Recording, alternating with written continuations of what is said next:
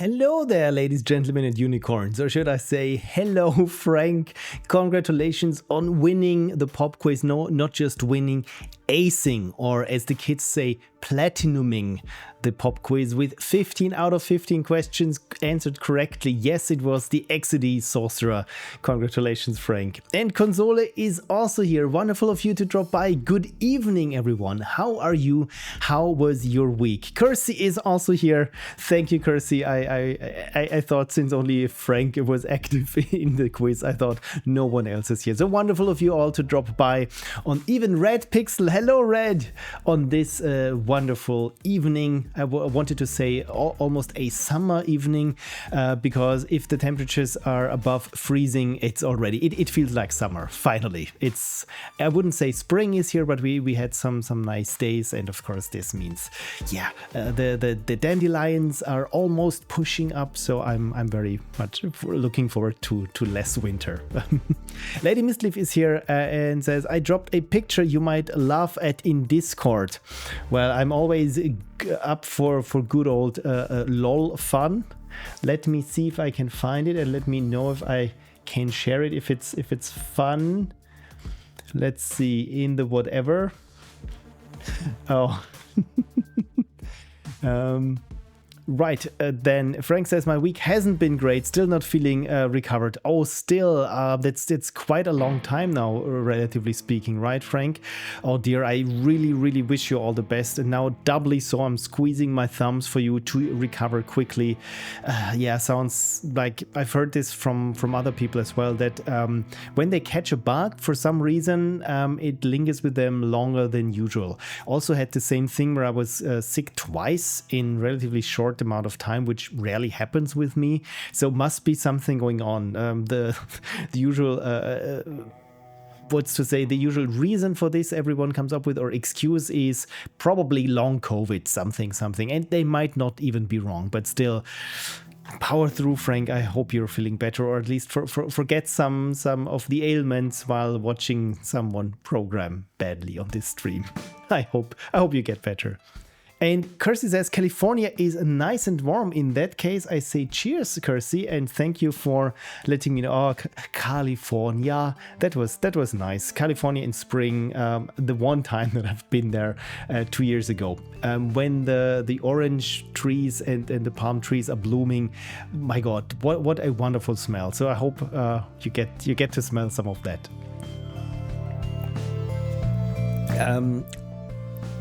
Okay, I can share, says Lady Miss Liv, and Frank says, so I might suddenly fall asleep. Poke me if I start snoring. We will, Frank. All good. Thank you for dropping by and still for acing the quiz.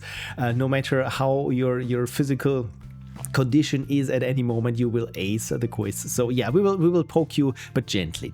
We want you to recover, so all good.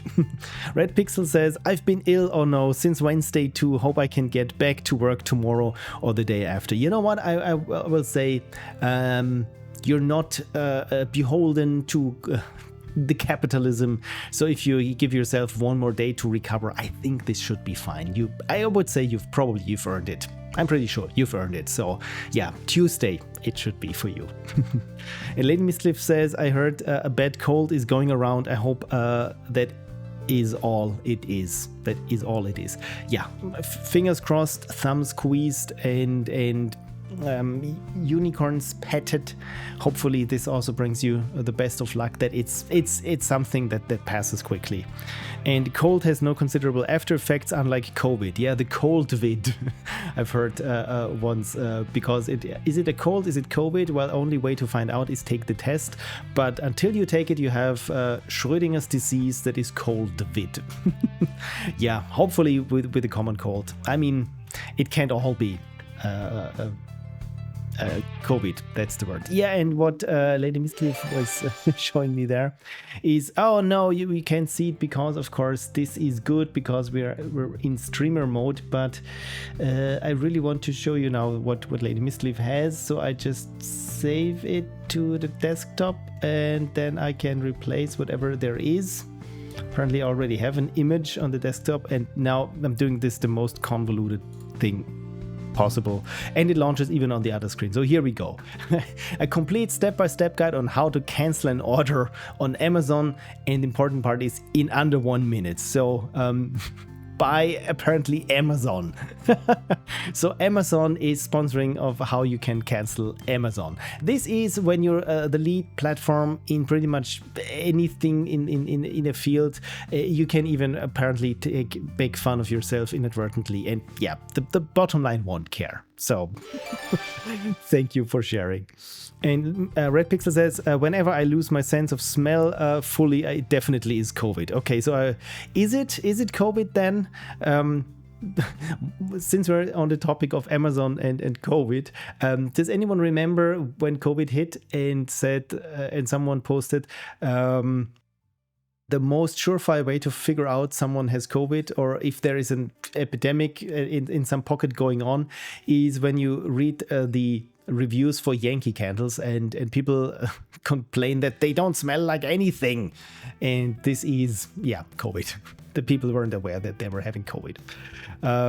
The beauty of automation. This sells well, let's promote it. Exactly. And this is how you get, guillotines now for less amount of money. Yeah, I'm sorry, I'm struggling a little bit with finding the right words.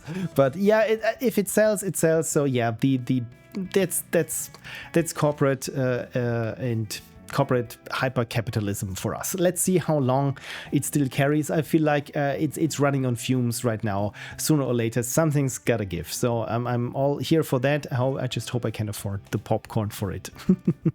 Frank says, luckily, I haven't ordered anything on Amazon for probably over a decade. That is very good on you. So you probably don't even need this book. I try also to reduce at least my Amazon consumption, because in the end, yeah, of course, it's probably the fastest and the cheapest, but really, is it what you want? And sometimes it feels like if I order directly from the manufacturer, maybe they also can give you a good deal. And of course, then you have it straight from the manufacturer. Should there something be wrong with it? But of course, the big downside is with everything that's corporate and evil is it's so darn comfortable. It's most frictionless because it has been polished over the years. And as we all know, when you're having the quasi monopoly, of course you can have the better prices because you can bully everyone to be on your platform to offer at your terms, because you give them millions and millions of people. So this is what it is. So of course, when you try to go on a Amazon detox, you're probably going to pay more. But in the end, it might feel a little bit better.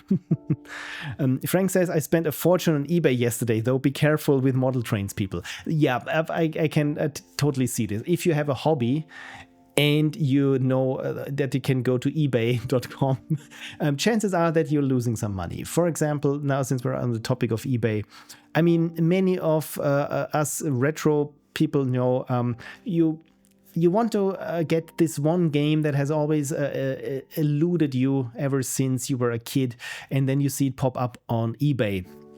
Because once every 3 months you check out eBay and then randomly put in search terms, and then you find something. And then, of course, it never ends with you bidding on this or straight out purchasing it. No, then you think, what else can I find?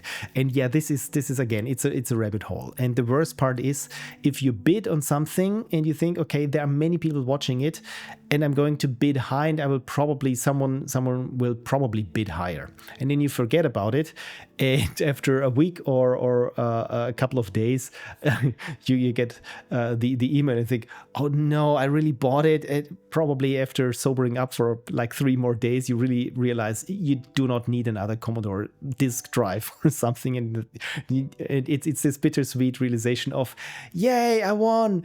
Oh dear, I have to pay for it and have to put it somewhere. And I don't really need it. I just bid on it because it was so cheap, and then my highest bid was, yeah. Anyway, I think we've all been there in some place or not. One thing that I found recently was the very first keyboard. It was a Casio keyboard, and the only thing I could remember of it was it had a demo song. And I'm not sure if I already told the story. And when I listened, when I was I don't know, somewhere with my mom, suddenly I heard the song play on the radio, and I thought, oh my god, the song from the Casio keyboard. It wasn't even mine. It was just borrowed from the big sister of one of my friends back then. And so I heard this song and I said, oh my god, this is, it was, damn it, I forgot what the song was, but I found it. And I'm this close to buying it. I mean, you have to pick it up yourself. So it's I think three quarter hours from here. It's, well, probably an hour. It's a long drive to go there, but not that long really for something that probably that they asking, I think, 45 euros for. And why would I want this? Well, I thought maybe I can make a virtual instrument out of this old Casio keyboard when I sample everything myself. But so far, sanity has prevailed, and I'm not doing this because I already have so many things on my plate. In another good news, since I have you all here, is the post-mortem to Ludum Dare 48 is getting on its very final stretches. I'm still editing, but the edit is almost complete.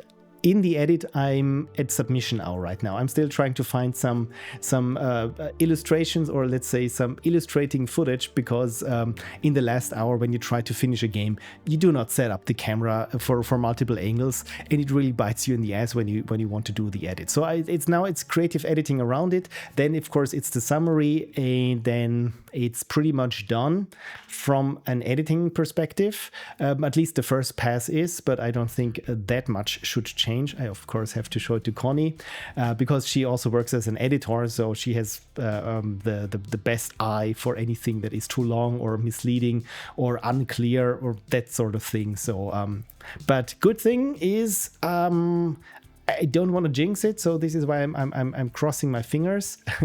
Maybe it will be out before the next Ludum Dare goes live. So if you're on Patreon, if you're one of my wonderful Patreon supporters, as soon as I know when I can do the premiere, which will happen sometime on YouTube, I will give you some dates and times to choose from.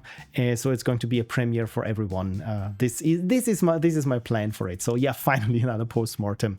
And yeah, this is what kept me busy for most of the week. And yeah, so what else have I missed in the chat? I'm sorry, I've been monologuing quite for some time, so I will have a sip of my tea, that is. Lady Misliff said, I ended up splurging a little yesterday, some planting stuff on my first instrument, a Glockenspiel. Oh, wonderful. That's nice. How did this come about that you're interested in this metallophone instrument? When people say my first instrument, it's probably going to be either a recorder or a piano, but a Glockenspiel. Fancy. Red Pixel says, my New Year's resolution this year is to play with my old toys before buying new stuff. That's a good resolution. That's really good, because I know from myself, it gives you this little push of endorphins when you buy something that you always had your eye on, or if it's some nostalgic thing for you and it makes you happy. But do you really, when was the last time that I switched on a Commodore 64? Probably 2 years, maybe even 3 years back. I think the last time that I loaded something from disk on the Commodore. So yeah, before buying something new, play with what you have. This is why, despite the urge, I do not have any of the mini consoles. You know, the Super Nintendo Mini or the Nintendo Mini, or any console mini. Almost, it feels like there's for any. Yeah, I don't have this because I already have too much junk there, and you know my. Here it is, hidden in this black void, is my Knight Rider model and the DeLorean from Back to the Future, still in the box. So these are the little things that I spend some money on, which I try to keep low. I mean, what I spend my money on, luckily, are things that do not take up that much space, and that is software. But nowadays, with the prices for memory, be it random access memory or just hard storage memory, it's probably not as cheap as it used to be. Frank says, yes, it helps to think about the value of things before you bid.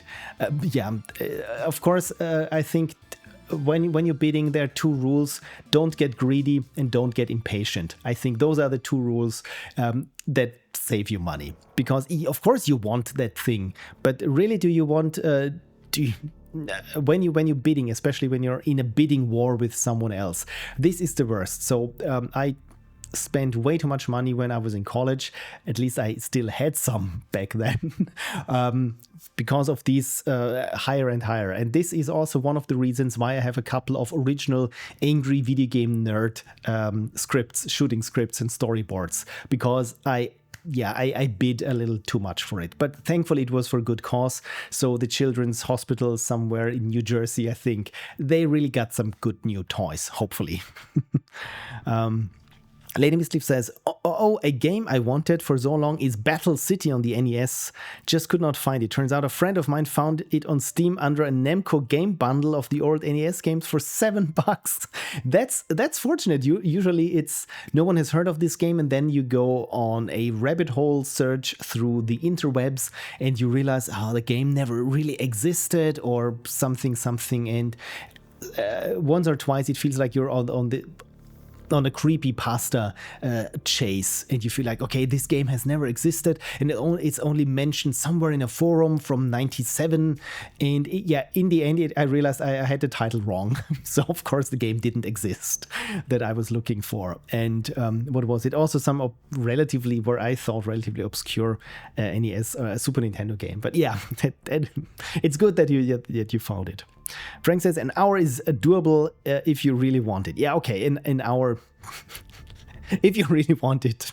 Maybe then 2 hours. Frank says you're down to the latest 7 full city animation models, says Frank. Latest 7 full city animation models. Okay, this is this went over my head. Lady Misleaf says, take a video from a previous post-mortem and digitally superimpose the correct t-shirt. You mean what for the missing parts at the end? Yeah, I almost thought to salvage other videos that I have, but of course it won't work, especially not for this one, because Ludum Dare 48, I have COVID hair, so I really have to use the footage that I got. Also, it was before we moved to this place, which of course means I cannot reshoot anything, and I also do not want to reshoot anything, because again it's almost a historic document of some sorts.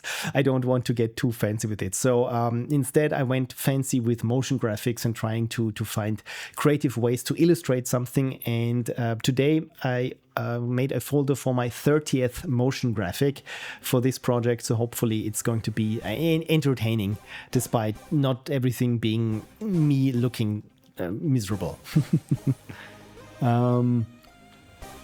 Frank says, by the way, speaking of the next Ludum Dare, Balimar and I are still very much interested should you want to join a team. And yes, so am I. I'm also very interested in joining your team. So that is still on the table, and I'm so much so that I almost thought that it was we already agreed upon it. So I would say I still have to check my calendar, because with work things are a little bit in flux right now. But I would say I'm 90% certain that I can be part of your team if you still want me. Lady Misleaf says, okay, maybe the recorder was my first instrument because we needed it for school. This was not a willing purchase. Okay, good point. Same for me. I also started with the recorder because, school. Frank says, I have 2 soprano recorders and 1 alto. Those were not for school. Okay, that's something different, because when you have a school recorder, you don't know. Is it soprano? Is it alto? I don't know. It's of wood. My mom bought it for me. But yeah, it's very cool. So you play the recorder, Frank? I didn't know this. That's nice. Kirsty says, know your priorities indeed.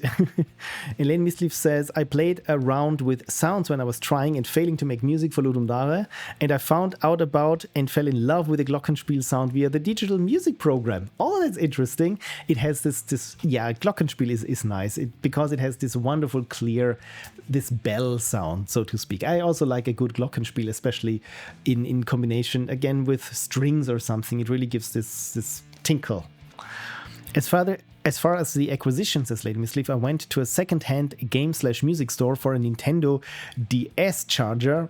You misplaced yours.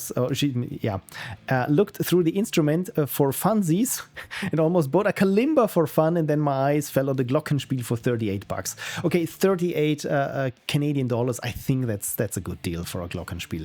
By the way, the kalimba is something from the sound here is similar. It has like, actually I think it's even an African instrument. So I think it has this wooden block, and on it you have little tongues made of metal, and when you strung the tongue, when you it vibrates, and it has also a metallic sound, but it's a bit softer than a Glockenspiel. Can I try to... No, I have nothing here that I can mimic to be a kalimba, but kalimba also I like the sound, because again it's metallic, but it's softer. Frank, you, Phil, and Balima. I think that's the plan. Yes. And full city animation models for the LD postmortem. I know you started by now. Well, yeah, full city. I mean, you're not wrong. You're not wrong, because I already recreated the Super Game Boy just for 1 bit that I needed. And for those who don't know what the Super Game Boy was, it's a Game Boy emulator for the Super Nintendo. But the hardest part is, since it's an emulator but made of hardware that emulates other hardware, or in this case software, but anyway, it's super hard to get to run this to run in an emulator, where you have an emulator that emulates a Super Nintendo, and inside you have a ROM that emulates another emulator of a Game Boy game. Anyway, I got it to work, and modeling things that are, how can I put it? You're absolutely right, Frank. Sometimes I go the extra mile, and then I say, why not 10 more miles, since I'm already on foot. Lady Miss Leaf says, I do wish to point out I do not have a musical bone in my body. But it's good to start, right? As long as you're having fun. And it's one thing if you want to get started with the violin or the trumpet, because there's, I think, a much steeper learning curve. You have to learn and practice a lot more until you're at the point where you can produce something that sounds like notes. With a Glockenspiel, I mean, it's almost like a keyboard. I mean, if you hit the right things, you should make sounds, and the rest is having fun with it. So yeah, I'm not too worried. You should have lots of fun with it. Frank says, also Busy Bee, who's been doing music and graphics, but she'd prefer to just do music. Okay, then it would mean for our collaboration then that I'm more on the visual side then. That's nice. Frank says, I used to play the recorder a bit, but as usual for me, I never really practiced enough.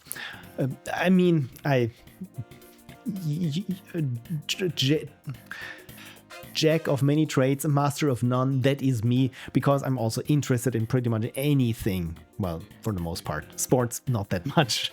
But I think as long as you're having fun and you're interested in it, it's all good. I mean, at some point, of course, you have to practice, you really practice to get beyond a certain threshold or a certain ceiling. I mean, this is where I'm at with my guitar playing. And also, I think with my 3D modeling, I'm pretty well. I can do it pretty well for what I need. But of course, I'm at a point where I even if I practice on my own, I'm not getting any better at it. And the thing, of course, is also should I take lessons, I probably have to unlearn a couple of things that I've been doing wrong for decades now. And again, same thing with 3D modeling, where I feel like I'm a little bit out of the loop. It works for what I do, but probably it's not the way how things are done today. Anyway, it's as long as you're having fun, it should be good. And Lady Mistleaf also owns a Super Game Boy. This is cool. Okay, so you already know what it is. I also had one back then, and I recall with my grandpa going to the electronics store. I even know which store it was. Of course, it has closed now long since 2003 or something, but it is really a nice memory. And also the manual of the Super Game Boy, it was really nice. It was really colorful and big. It was like not like a small booklet, but really it felt like a magazine or something. That was really nice. Kersey says, I've missed. Frank says, right, whoever would want to emulate that if you can just emulate the final thing directly. Exactly. I think that was the issue with the Super Game Boy. Kirsty says, Super Game Boy is not an emulator, right? It has actual Game Boy hardware. I thought, yeah, indeed it has. Actually, it is a Game Boy, a headless, or not a headless Game Boy, but yes, the actual hardware, at least from the video on YouTube, from someone that I've seen, yes, it is a Game Boy with just some little bits and bobs there to make it a Super Nintendo cartridge, so to speak. But essentially, yes, it's hardware emulation. It's not even emulation. It's running the actual hardware of the Game Boy, which again, yeah, I find kind of cool from a technological perspective. Red Pixel says, the complete saying was originally a jack of all trades is a master of none, but oftentimes better than a master of one. Okay, I didn't know this, that it's that long. So it's better to be a jack of all trades than a master of one, but oftentimes better than a master of one. So there we go. Yeah, okay, good. I parsed it correctly. Thank you. I didn't know. Is this Shakespeare, or where does this even come from? That's interesting. Frank says, well, we also know you can do code and sound too, so should things get out of balance, having someone extra who can jump in wherever we're behind is very much ideal. Well, I hope, fingers crossed, I hope I can jump in a code base that I have not personally committed, in a sense as you commit a crime. I mean, not in the sense as you commit a git. But yeah, if I can help, I'm happy to. I just hope I can. Yes, you are a pro. Yeah, okay, thank you. That's what I was hinting at. I don't feel like a programmer. I'm just a hobbyist who likes to write poetry for computers. Lady Misleaf says to Kersipu, it's an actual Nintendo product, so maybe not an emulator in that sense, but just allowed you to play Game Boy games on a Super Nintendo. It was a SNES cartridge with a slot for a GB cartridge in it. Exactly, you just put it into the Super Nintendo, and on top, again, it was like this little tower. I felt it was very friendly. Niedermeyer says console has to be yes, no. I think it was Hartlauer. But I can't be sure. So I mean, the store, the chain still exists, but this one location in Graz where this was does not, I think. But yeah, good. The other option could have been Phobius, if anyone knows this. Lady Misleaf says, Pixel Prophecy, hey, that's me. So you mean you are not a master colorist, musician, video editor, filmmaker, sound editor, entertainer? Well, everything a little bit, I would say. Just enough that I can somehow skirt by. But yeah, now that you say it, the thing is, I feel treacherously confident in some of these things, and as soon as you start feeling confident about something, this is usually where I feel like this nagging voice in the back of my head goes, you really feel confident? Are you think you've earned this just because you've graded 100,000 shots? But then, of course, comes something where you go like, what is happening here? And it feels like you're starting from scratch again. So this is why I'm very hesitant to call myself a master of something. Kirsty says, yeah, I know, just confused. I had a Game Boy Player for GameCube, which is a similar idea. I think I also have this one in my... See, this is late night eBay purchases. I think I also have not a Super Game Boy, a Game Boy Advance for the GameCube. I love that Nintendo does this. Red Pixel says, oh, according to Wikipedia, my statement is not true, but a more modern edition. Oh, interesting. Now we're learning so many things. From the saying, all I know is a jack of all trades, and it took years until I heard but a master of none, and I thought, oh, okay, that's an interesting addition. I wasn't aware. Okay, that actually this puts it into perspective, and then things keep on layering. Lady Misleaf says to Kersey, oh yeah, I vaguely remember that, same idea. And Frank says, he's just a colorful character. Oh, okay. Good on you. Like I said, color me impressed. You really got me there.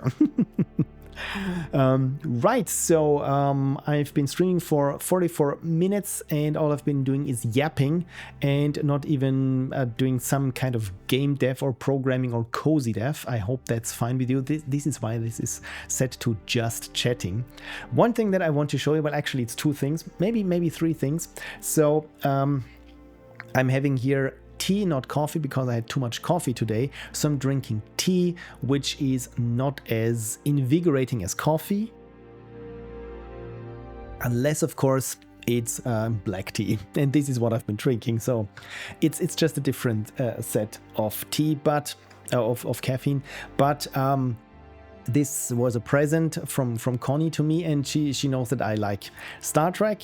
And when I was a kid, I told her that before school, my mom would make tea for everyone, and it was Earl Grey or black tea, but somehow infused with strawberry taste. I don't know how they did this, but this is something that I vividly can recall. Breakfast at home before school, it was black tea with strawberries. So Connie got me as a present this kind of tea. I didn't know it still existed, but yes, it tastes like black tea, and yes, with strawberry.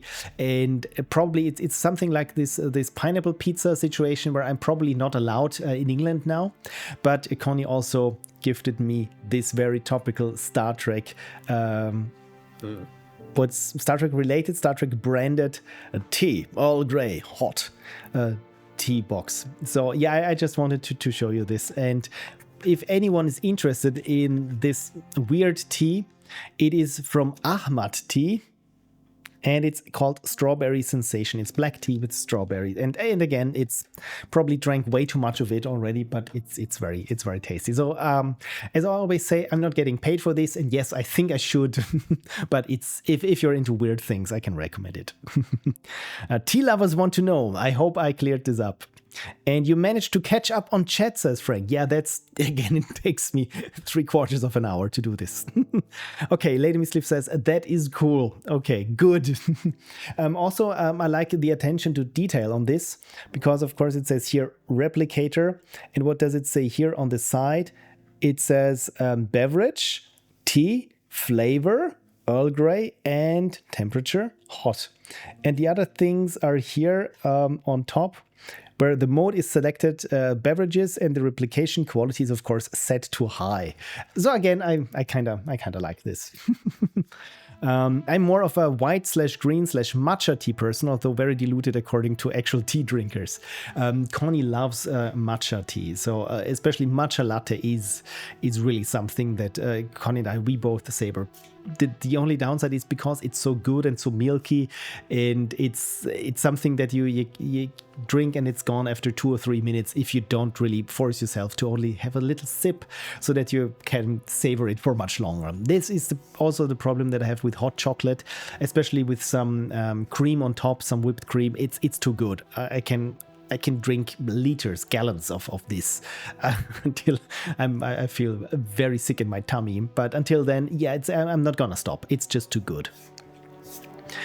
Frank says, I still think all the arguments people use against pineapple on pizza apply just as well to tomato. Both are fruits from the Americas that did not exist on original pizza. Frank, I think you're onto something, because indeed a tomato is an imported fruit. And we only have this thanks to the discovery of the American continent from the European settlers. Bird settlers? No, they weren't settlers. They were in the order of the Queen to find new land for the crown. But yes, interesting. It's an imported fruit. Is a tomato a fruit? I think I've heard something that it's not a vegetable, it's a berry or something. Again, don't quote me on this, I'm probably wrong, but it's something that you wouldn't think that it is. Interesting. But isn't pineapple pizza a Canadian thing, says Lady Miss Lee? See, interesting, because I thought it's a German thing, because we call it Pizza Hawaii. And again, for some reason, I like this when it's fruity on my pizza.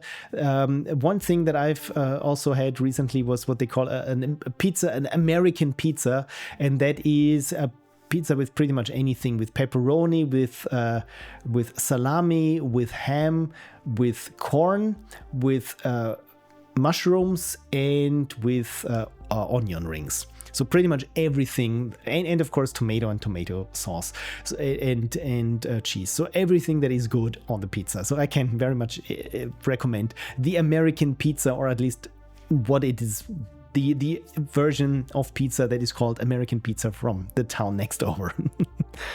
I believe the first known instance was in Canada, says Frank. Yes, interesting. I didn't know that.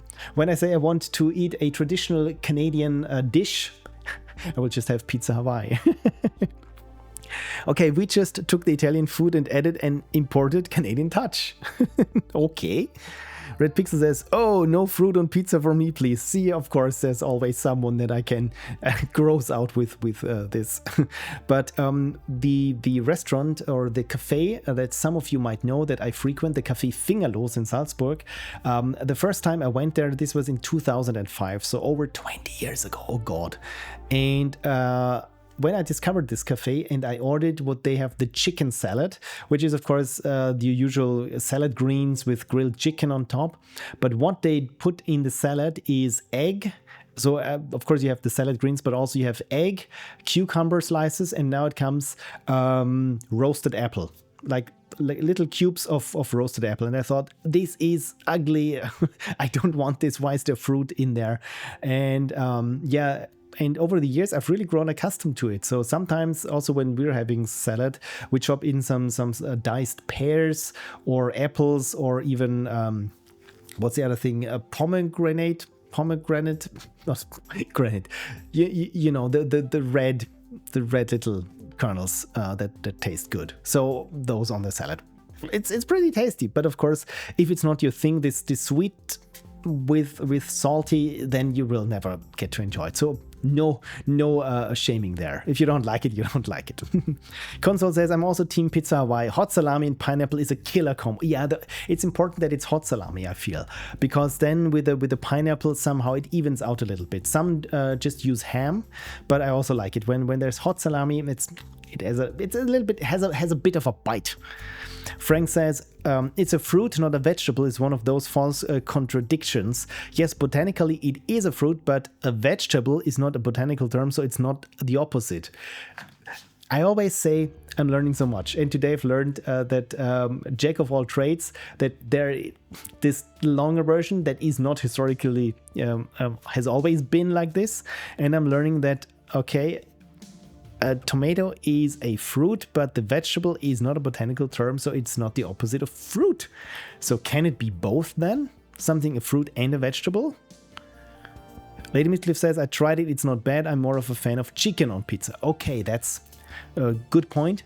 One thing that we also have here in Austria is that is called the kebab pizza, because we have lots of immigrants over the years, immigrants from Turkey, and so there is a big thriving Turkish subculture, and they have many street food vendors. There's a skewer with meat pretty much in every town. You can find one, and so of course the kebab, actually at least the doner kebab is like I think you can compare it to a burrito, but with this cut from a skewer, the meat in there, and it's super tasty. And of course, at some point, someone thought, you know what, this would taste good on pizza. And of course, if you have two good junk foods, I think like doner kebab and pizza, put them together, of course it's gonna be great. So yeah, the only thing is it's so salty that it's really, you have to drink a lot. But yeah, and of course probably have to walk like 10 miles just to get it off. But it's good. Frank says to Red Pixel, oh, everyone gets to have whatever they like on their pizzas. As far as I'm concerned, it's the people who want to make rules for others who are wrong. Exactly. I mean, if I always say, if you like, I don't know, dried shoelaces on your pizza, you probably get a comment of something along that, yeah, I wouldn't eat this, but hey, if it's for you, it's all good. But yes, I agree, Frank. There are so many people who, especially who, it does not concern them in any way, but they have the strongest opinions of what other people should be doing or should not be doing. It's a bit like with the cults in certain sense, because you have to do it because we say you have to do it. Those kinds of things. I cannot have any of this. So yeah, same page. Kirsty says, olives are fruit. Olives on pizza are great. Ergo. Interesting. I don't like olives. That's nice. Every couple of years I try one olive, or that I'm having a ciabatta and there's some slices, little fragments of olives in there, and I feel like rather not. But interesting. I didn't know that olives were fruit. Interesting. Egg in a chicken salad means chickens of all ages? Question mark. Okay, that's that's funny. I once remember a Lucky Luke cartoon, and I think the story was of some businessmen extorting a town, and they were charging way too much for everything. And so I think there was one joke where someone ordered a young Kentucky chicken, and the waiter gives them an egg, and they said, yeah, but I ordered the young Kentucky chicken. And they say, yeah, it's you won't have any younger. That's $15. So, yeah. Reminds me of that. Your body may be struggling with a cold, but your mind is on point, says Lady Misleaf. And I have to agree, Frank, you're killing it today. Frank says it can be botanically a fruit, culinarily a vegetable, culinarily a vegetable, and Spanish festivally a projectile. That's also good. And oh, yeah, we do not have a burrito for the automated unicorn. Neither do we have a döner for the automated unicorn, if you manage to type out the umlaut. Okay. Because burritos, interestingly, here in Austria aren't really a thing. I mean, if you want to get a burrito, either you have to make it yourself or to go to a Mexican upscale Mexican restaurant, which we also don't have many around, I think. Or at least the ones that I know, it's like in every capital city of every county, probably one, maybe in Vienna, a couple of more. But I think, yeah, that's interesting. So this is why I never thought of having a burrito for the automated unicorn. And of course, Döner. There we go. Good old Döner macht schöner. Okay, Red Pixel, gotta go. Talk to you later. Bye, Pixel. Thank you for dropping by and hope you have a wonderful week. Frank says, I do enjoy a Döner kebab. I often have one on Monday evenings, but somehow I tend not to be a fan of that spice palette on pizza. Interesting. Okay, yeah. Fair enough. Definitely just meats. Basically the same food, just in a different form factor. I totally get it. I as a kid, I was a super picky eater. So with certain things I loved on their own, but if they were together, I couldn't have them. Or if the consistency, I mean, I do love, let's say, carrots and other vegetables, but in a soup, that's all fine. But if it's in a puree and if it's too much blended together and everything is just, this little puree, what you feed babies, I'm not a big fan of it. I mean, I've grown to like it, but it's not my first thing. But essentially, it's the same ingredients, which, it's interesting. People are interesting. And Kaiserschmarrn, what am I missing? Oh, I'm not sure, but I think it's 2 R's and 1 N. There you go. You got it. Imagine, says Frank, an Austrian eating place where you're only allowed to order Kaiserschmarrn if you can spell it. Okay, this would be a tourist trap. Or because, you know what, I think this could work because then it's a dare for tourists. And the other thing is, I think I've also joked about this more than one time, is one word that we Austrians love to tease people who aren't of German origin who don't speak German that well, is to let them pronounce the word squirrel tail. Come to realize it's also not an easy word in English. So squirrel tail in Austrian dialect is Ohrkatzelschwaf. So you can see it's something that's probably doesn't roll as easily off the tongue of foreign speakers, and especially with Germans, because the German and the Austrian German, I mean, yes, it's German, but they also are individual languages. So with Austrian German, it's not a dialect of German, but it's also its own language. Same with Swiss German. It's all German, but we also have our very own words and very own sometimes even pronunciations and that sort of thing. And of course, especially with Nordic or more Germans from the northern parts, it's always fun because they struggle with these thick Alpine accents that we have. And this is where it comes from. So it's just teasing tourists when you say squirrel tail, say squirrel tail for me. Then they try it, and then we chuckle, and that's the joke. Lady Misliff says, or a poutine, if you can pronounce it. I hope I can. And Opapi is here. Hello, managed to get in after a few years. Wonderful of you to be back. You haven't missed a lot. I've been just talking for an hour now. So nice. Finally that you made it. So I'm streaming always at this time of day, -1 hour. So this is usually I'm streaming on Sunday and Saturday, and it's alternating between weeks. So yeah, next week probably Saturday, or is it the week after? Anyway, yeah, it's either or, and I will keep you posted on the socials. Frank says, I was going to guess Eichhörnchenschwanz. Yeah, that's the German. But that's clearly not Austrian then. But I'm also not sure about the umlaut. No, the umlaut is completely correct. That is, by the way, Eichhörnchen. This chen is a diminutive thing where you make something smaller. Again, I'm not that good with words. So and you don't use the umlaut. So if you say Eichhorn, that's the big. Eichhörnchen is the small thing of it. So yeah, Phil gets a poutine. Oh, mais oui. Sorry, I'm always, when I try to speak French, always drift into the stereotypes. Yes, I seemed to remember that diminutives are umlaut prone. Yeah, again, German is a minefield. Especially as a language learner, I think I've also said this a couple of times.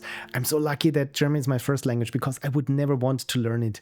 Because unlike, let's say, Italian, which I also had at school a couple of years, there are just so many exceptions. I think I've said this. There are 3 genders for nouns. So male, female, and what's the other object? So neutral, so to speak. So, and with the article in English, you have the for pretty much anything. And again, in German, you have 3 different depending on what the gender of the noun is. And you have to learn this. You have to memorize it, that the apple is male and the sun is female, for example. In Italian, you can, for the most part, when you look at the last letter, if it ends with an O, probably it's male. And if it's end with an A, it's probably female. That's the thing. So in German, nothing like this exists. And then, of course, we love to break up our verbs. So sometimes, for example, you say you want to go somewhere, but you can, between going and go somewhere, you can have lots of words and even multiple sentences. It's like putting things in parentheses, and especially if you're live translating something, it's hard in German or from German because you have to wait what the enclosing part of the verb is, because of course it can change the meaning rather substantially. So yeah, it's a minefield.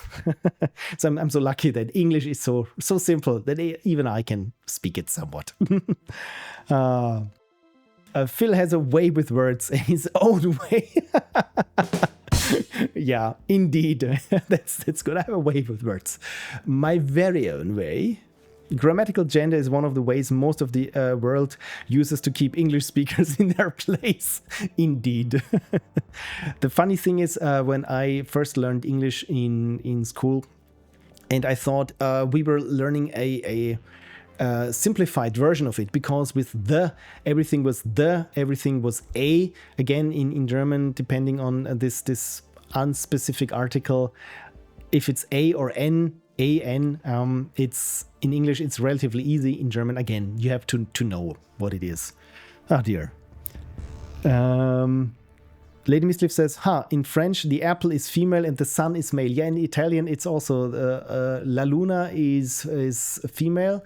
In German, der Mond is male. And Opapi says, du musst es umfahren oder du musst es umfahren.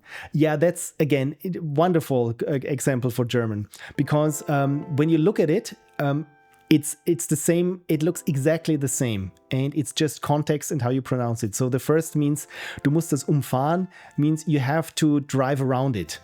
And the other is du musst es umfahren, you have to drive over it. So what is it now? Do you have to drive around it or over it? That's the thing. That's the beauty of German language. Lady Misliff says, I never knew any other language outside of French/Spanish and maybe Italian had gendered words. I think what I've heard was about Greek.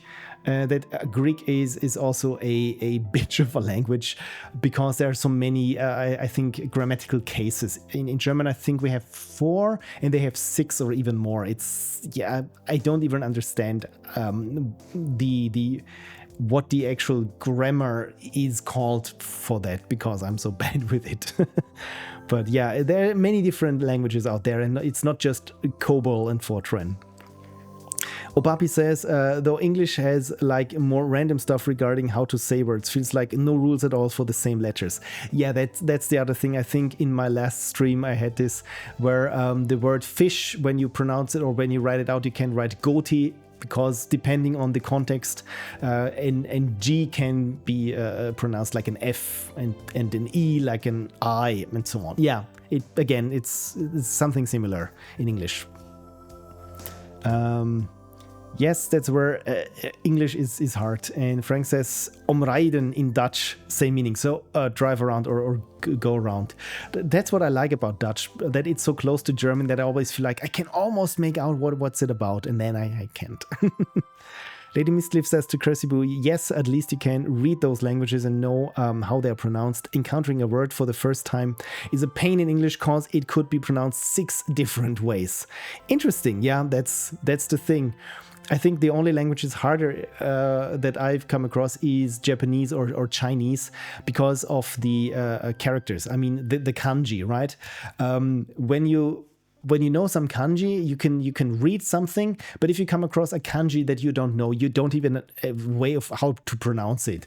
So when I think someone was reading out Japanese from some manga when I was trying to learn it, and they read it pretty well, and in between some of the words they always said kanji because it was just a kanji they didn't know. So how to pronounce it, what it meant, you can just maybe look at the individual radicals and try to figure out a meaning, what it could mean. But in the end, it's just, yeah, if it's not from the meaning of the word, but just how it sounds like with given names or something, who knows. Frank says to Kersey, on the other hand, if you know one simple set of rules, you can pronounce all of those changed words without having to learn all of them individually. Yeah, that is true. That is on the upside. Console says, I'm currently relearning grammar terms because my child is learning them right now. They use proper names now, by the way, no more Tunwort.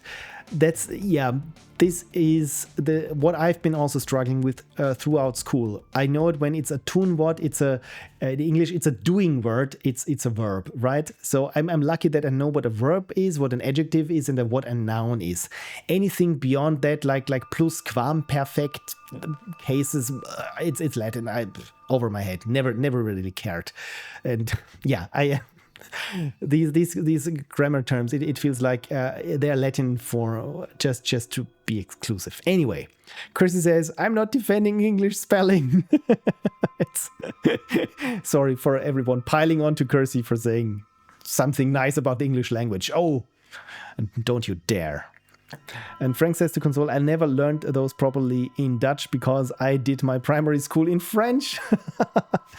That is the thing. When you at a formative time in your life, you learn something differently than everyone else. For example, I remember that I was, when in kindergarten, we were learning how to tie laces. I was sick. And to this day, I have issues tying shoelaces. And the other thing is when we're learning the multiplications, and every other week we learned first the 1 times 1, 1 times 2, and then there was 2 times 2, 2 times 3, up to 2 times 9, and so on. And when we were learning the 7 times something during this week, I was sick. To this day, when something is 7 times, I have to go like this and buffer my mathematic coprocessor. And Frank says, or French. French still has all the fancy tenses, mostly used if you listen to a French presidential speech and the like. Oh, okay. That's interesting that French presidential speeches use all the tenses. That's interesting. Kirsty says, Spanish has nice spelling but gendered words and plenty of tenses with suffix rules and stuff. Oh, damn it, Spanish. I once tried to learn it. Was it like 10, 12 years ago when Duolingo first came out, and I thought, no es problemas por me. Yeah, that's so no problem for me. I thought, it's not that easy. It just because I know a little bit of Italian doesn't mean I know anything about Spanish. It sounds similar. Spanish just feels a little bit harder and harsher sometimes, but yeah, it didn't work. It didn't work like that. Lady Misliv says to Frank, absolutely agree. Still have my Becherel French conjugation book at my parents' place, and it's crazy how much easier verbs are in English out here. And Console says, trouble with shoelaces. Seeing Back to the Future must have blown you. I'm still waiting on those power laces. I still am. 2015, was it 2015? Came and went, and we don't have any self-tying shoes or power laces. For that matter, hoverboards and the DeLorean time machines. I'm very, very disappointed in the future that we're currently living in. I think when the only thing, well, now that I'm thinking of it, actually we're living in what Back to the Future 2 predicted, just the timeline where Biff becomes president. Yes. Ah, dear. And a Ghoul Prince is here. Hi, y'all. Gonna hang out / lurk here while I take a drawing break from the new Resident Evil game. Oh, I've heard good things about the new Resident Evil game, so I hope you're enjoying it. And drawing break, does this mean you take a break from drawing as well, or you take a break, which means you're drawing? That's nice. So if you're just lurking, you don't have to answer, of course. Otherwise, calling out the lurkers and say, hey, lurker, please respond. This is not why you lurk. Lady Misliv says to Kersey, as much as I hate the confusion of pronunciation in English, you definitely get a point for easy conjugation. Pronunciation, conjugation. It's a 6-7 thing, right? That's what the kids nowadays say. Ease of conjugation. And we only got, exactly. We only got Biff / Trump. That's the thing. It's the worst thing of Back to the Future is what we got. Oh dear. Frank says, as in, let's not bother with conjugation for a future tense. We just add will in front of it. It's just weird. But it's so simple. Weird, but so much easier. Break, which means, okay, drawing. Okay, yes. And Opapi says, English, easiest languages to write and shorten lang, in their opinion. I think this is the appeal of English, why it's so nice or helpful that English has become more or less the universal language, because I think most people can speak a little English nowadays or learn a little English, because again it feels, if you're not going into, I don't know, Shakespearean English, at least you can communicate with little knowledge, so to speak. So I think this is why there's no more Latin as the main language. Right, so pretty much 1 hour of yapping, and I meant to show you after this tea one more thing.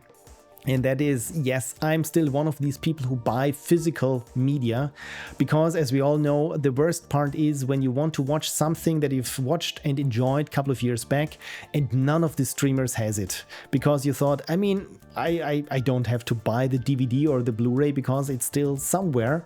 And no, at some point it won't be. And the downside of everything going streaming only is there aren't DVDs or especially Blu-rays produced of anything anymore, or not, especially not of anything that runs on Netflix. I mean, why would Netflix produce a Blu-ray of some series that you enjoy there? So this is really, really a bummer. So I thought, when I enjoy something, I really try to get the physical medium. This is why I have Back to the Future on Blu-ray. This is why I have Niklas, der Junge aus Flandern, if any German speakers knows this, on DVD recently. And this is also why I have bought the last album from Megadeth. This is their final album on CD. So yeah, this Megadeth was my first glimpse in the late 90s of, whoa, this music is great, dude. So, and I haven't listened to Megadeth in a while. And while I was listening to Radio FM4, they were having a couple of weeks back in the House of Pain. Yes, I love how this show is called. Playing some songs of this album, and I thought, oh god, wow, this is really good. I've completely missed what Megadeth was doing in the last 20 years. And since I think the front person has issues with their hand and the nervous system, and they said, yeah, this is probably or pretty definitely going to be their last album. And so I thought, you know what, I probably should get it. And I haven't ripped it yet, so this is why it's still in shrink wrap. But I'm very much looking forward going back to 2000 and starting Audio Ripper and ripping a ZD. It's a CD, not a ZD. Oh, nice. And a Ghoul Prince redeemed Hydrate. Thank you for reminding me, a Ghoul Prince. I also have another redemption that I added just today.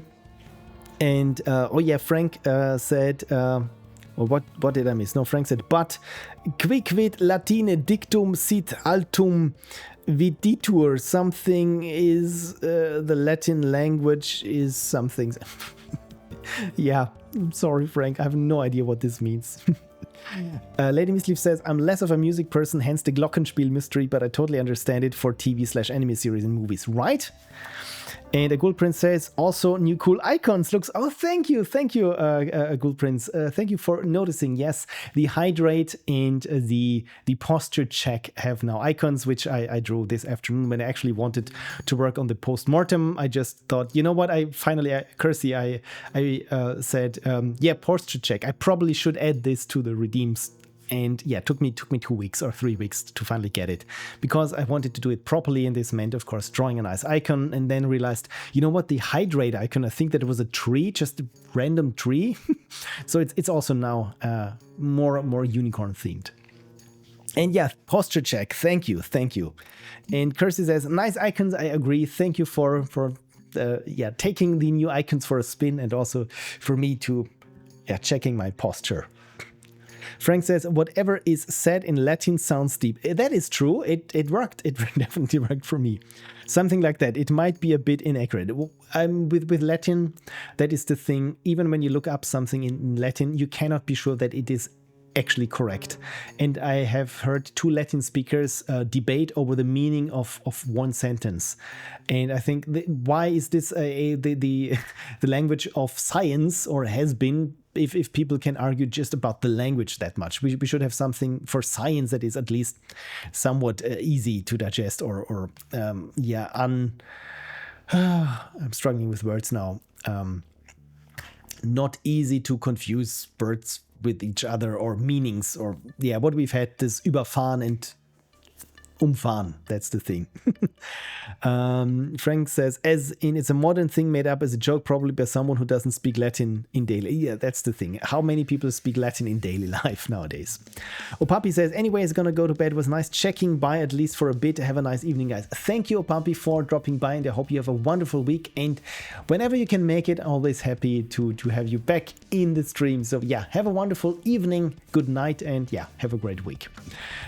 Right. Frank says, I mean, there's thousands of years of usage and word meanings change. Yeah, of course, that is the other thing. This is what also we were told in university when I was studying English. Yeah, many years back, I studied English for a couple of semesters.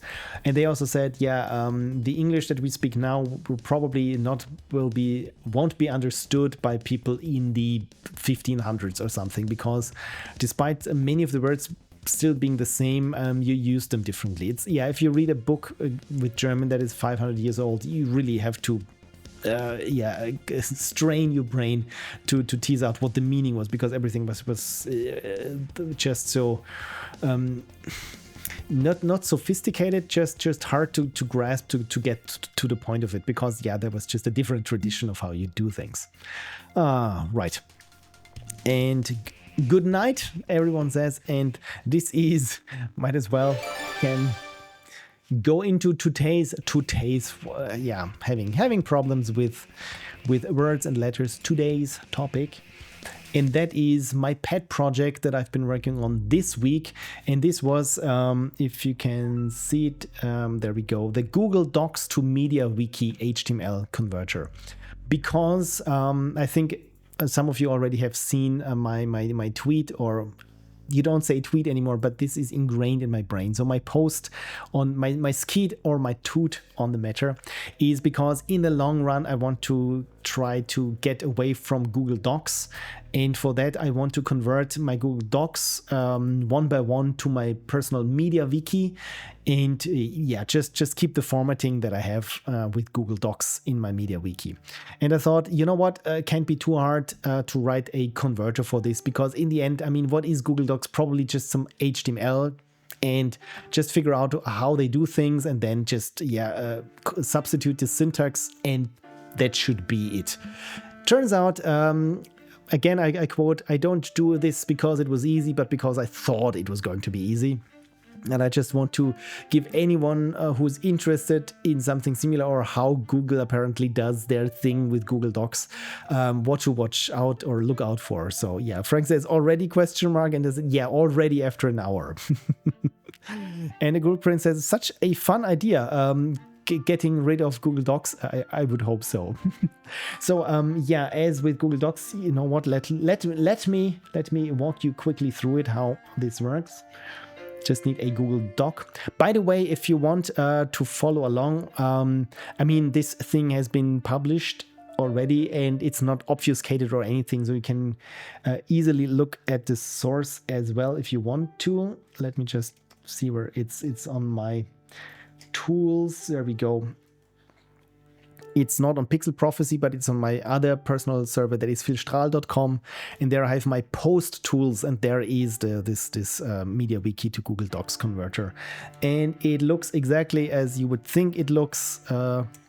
Essentially, you just put in here the URI from that you get from Google, and then hit convert, and it does all the magic behind the scenes, or if you inspect the source. So we'll just keep this open, and Frank says no option for a Google Docs open document export and a MediaWiki open document import.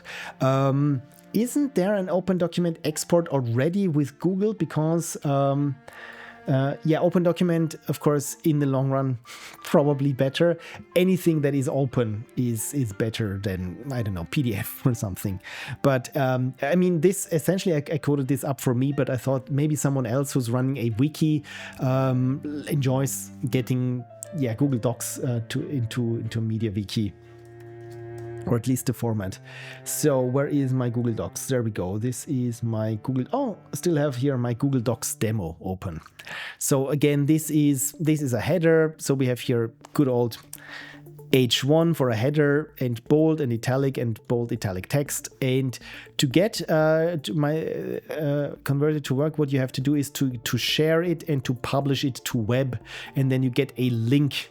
And why am I doing this? Instead of just using the actual HTML or the actual link to the document, because when you open the document itself is, I think it's a canvas. There we go. It's a canvas, and I cannot really tease out what is happening on this canvas. So there is no H1, H2. This is just rendered from Google, and who knows what's going on. So this is the first step that I have to take. So this is the resulting link that you get, and when I hit now F12, finally, when I go here to this is a header, look at this, I get a good old H1, and that says this is a header. So this is what I need for my tool to be able to parse this thing to get to the HTML. Frank, what you meant about this open document, when I say here download, then you get here the open document format. So this is already built in, and since I think half a year or so, there's even Markdown supported now, which is also very cool. So if you want to export to open document, I think you can by using the download option. And also, I think, I'm not quite sure, but internally, when you request your data from Google, which you can, and of course this also has all your Google Docs data in there, and I think internally those things are stored as open document in the open document format anyway. So if you request your archive from Google, have a look at it. It might already be in ODT, which is good. Right, Frank he says PDF is great, just not for things it's not great for. I mean, PDF has grown too much, I feel, in the past 20 years or something. And Lady Miscliff says, I'm going to half listen in half code. I've been meaning to work on Swordsmith installed this weekend. All good. So hopefully my yapping about programming will not confuse you about your own programming. So all good. So feel free to lurk or drop out should you want to.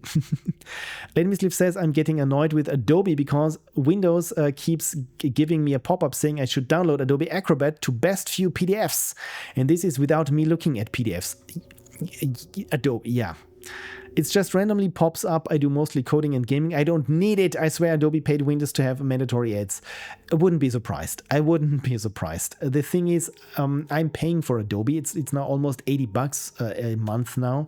And also Adobe Acrobat. And the funniest thing is, if you inspect how many processes are running in the background, even if you launch Windows without any PDFs ever having opened, because everyone is running their services in the background. And the worst what I have is on my phone, when I take a screenshot of some text and then Acrobat on my phone pops up and says, you know what, you can turn this screenshot into text, into a PDF. Do you want me to do that? And I thought, you're looking at my screenshots. I don't remember giving you access to my screenshots, but apparently somehow this happened. So yeah, that's how do you even know that there is text on this screenshot? I haven't given you the permission to analyze it yet. But yeah, I mean, in the end, who are we? We just the cows on the meadow that aren't owned by us. Anyway. Frank says, if your documents are simple enough for Markdown, yes, I know you can do complex things in it. It might be the best format. Yeah, of course, I could export this to Markdown and then import it as a MediaWiki. So instead, I thought I just wanted to do this via this share and publish to web version because I had done this before when I needed when I wanted to save my things my text as HTML files. So I have done this for my most of my documents. So I thought, again, for myself, this was the most convenient option to just get here the URL and get this into my tool and then see what it does. So this is what Frank just posted, the wiki to Markdown extension. So this is, for Markdown syntax to be used on wiki pages.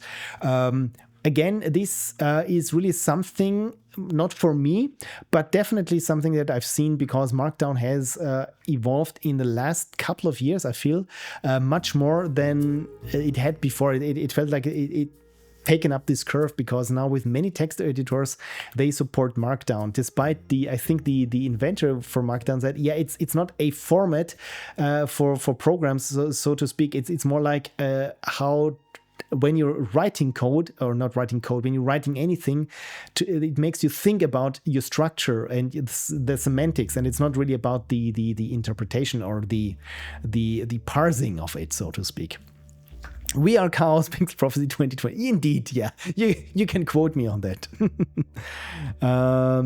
Cool tool idea. Thank you, says Kersey. And ouch, says Lady Misleaf. And this is steep. Yeah, it kinda is.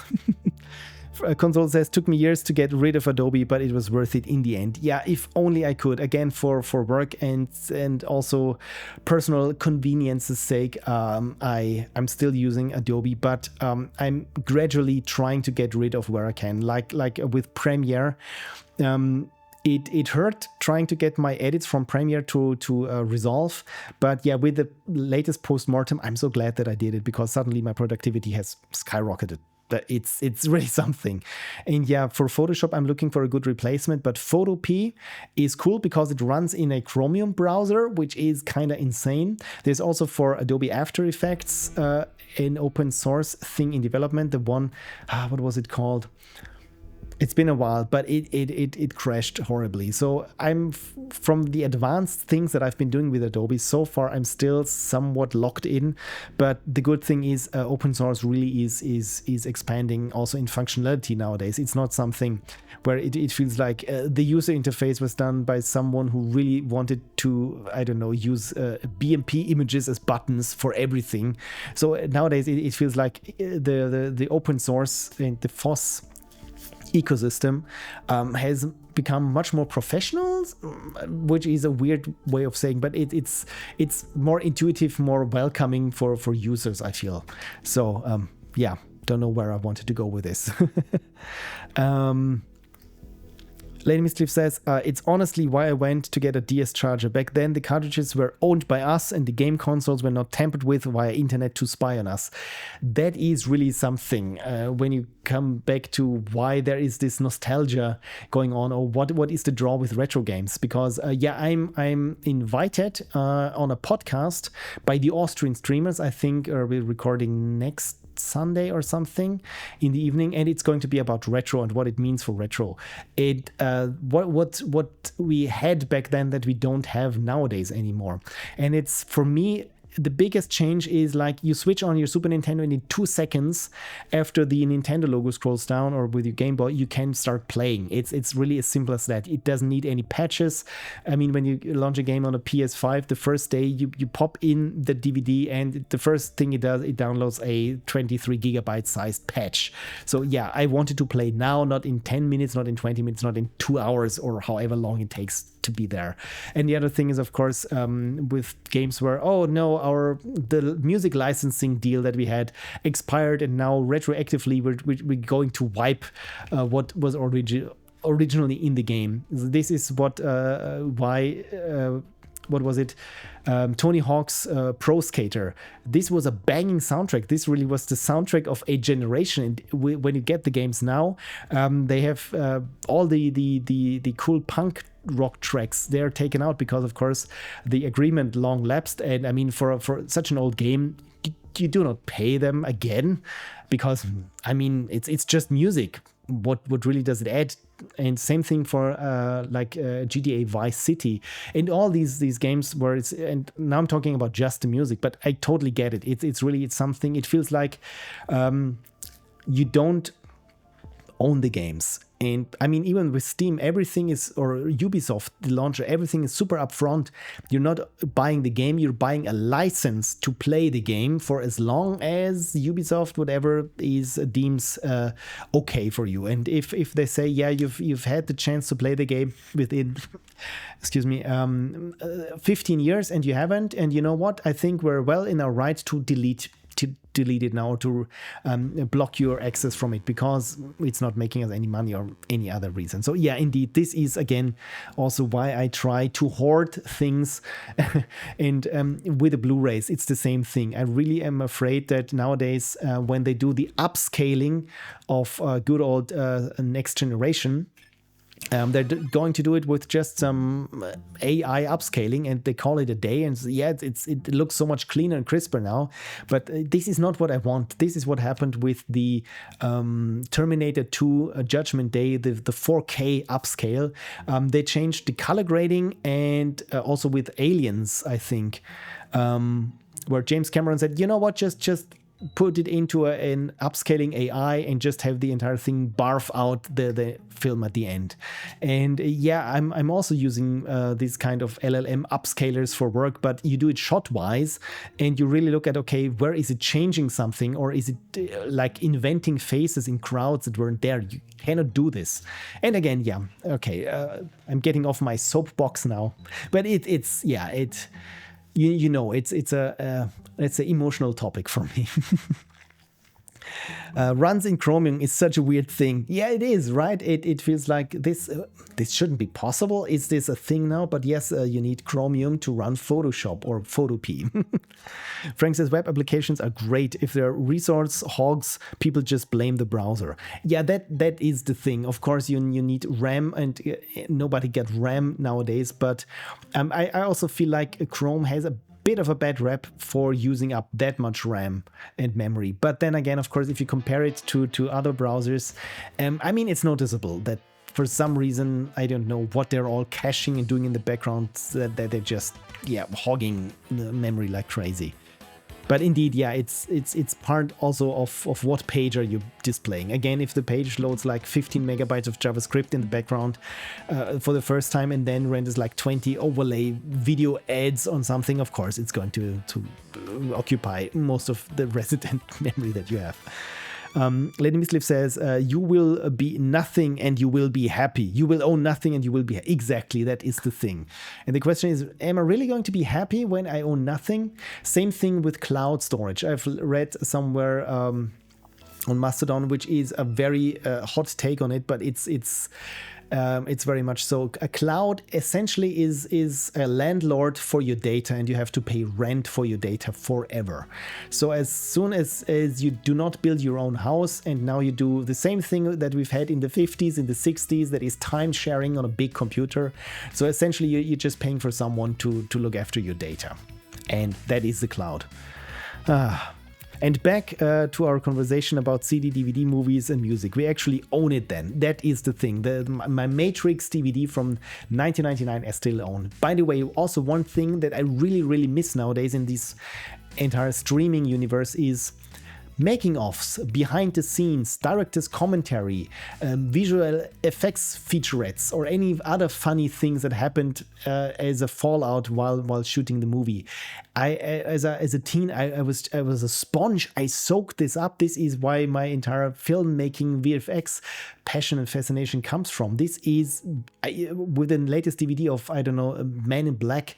Yeah, the film was good, but I will watch it like 2 times. Then with the director's commentary, with the VFX crew's commentary, all the making offs that are on there, all the little featurettes. Those were the actual meat that I was interested in. It's gone nowadays. I want to see something maybe from Stranger Things, and all you get is like a 50-minute clip out or featurette that is more or less promotional and not really informative about it. It's a pity. Lady Miscliff says, a friend of mine was astonished I had a DVD copy of Short Circuit 1 and 2. I mean, great movies, great 80 movies, and it's good that you have. I didn't know they already came out on DVD. I thought it's VHS only. I bought the Mega Man X collection for GameCube and started playing Mega Man X, says Lady Misleaf. There was this one place where there were too many processes for the Super Nintendo to keep up, and the GameCube had no issues, and I blurted out, "Hey, where's the lag?" It threw me off my groove since I was used to that rhythm. That is the thing with emulation. I think IRAM's Super R-Type on the Super Nintendo, it looked a little bit better even than the arcade version, but it was such an early game for the Super Nintendo that it has this horrible slowdown, and which makes the game actually beatable, or at least certain stressful things much easier because of this slowdown, where when there are many enemies on the screen, it's easy for you to react. And someone, I think recently, more or less hacked the console, or not the console. It was they added, I think, a coprocessor to the cartridge or something along those lines. So there was no slowdown anymore. And of course, the game feels completely different because it feels like it was meant to have that slowdown. Oh dear. Sorry, went on a tangent too. All good. This, you know me. This is why we're at just chatting, because if I put this to programming, not much programming being done right now.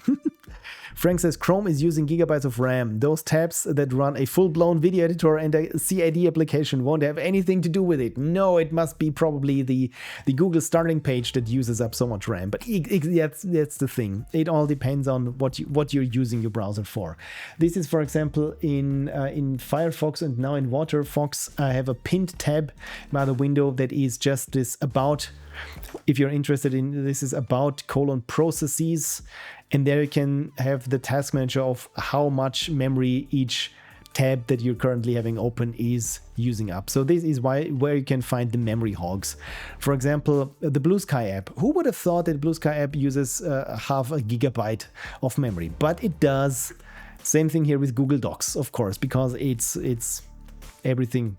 Why did I zoom in? Everything is a canvas in Google Docs.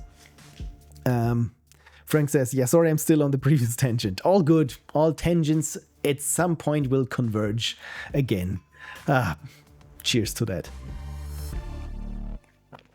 Oh, Automate Unicorn, save me some of that chocolate. Right, back to our little demo here. So, what my little web app is doing. The first thing, of course, so I will start this now here in its own little browser. So, if I copy this now and paste it here and say convert, it looks exactly how it should be. So we got the bold and italic and bold italic, and we got here this itemized list and even a nested unordered list and another headline and so on. So this is exactly how you would what you would want from this. So, and I thought, yeah, I mean, step A and step N. So what is the real problem? And the problem is anything that is in between, because Google is doing Google stuff. And of course, this is not as sensible as you would think it is. Oh, Frank says, endless scrolling things can be tricky. Oh dear. Because they use just so much, because people have been scrolling a lot, or many new things have come in since you opened the tab, and due to the way endless scrolling works, it's pretty tricky to garbage collect it. Oh damn it, I've never thought about this, but I can only imagine, yeah. Because with endless scrolling, I mean, do you keep the top in memory? When do you unload it? What happens when new things come in? Do you stream everything and every image? And especially if something is multimedia heavy, like pretty much anything nowadays, I can totally get it that things like Blue Sky, in that case, take up that much memory.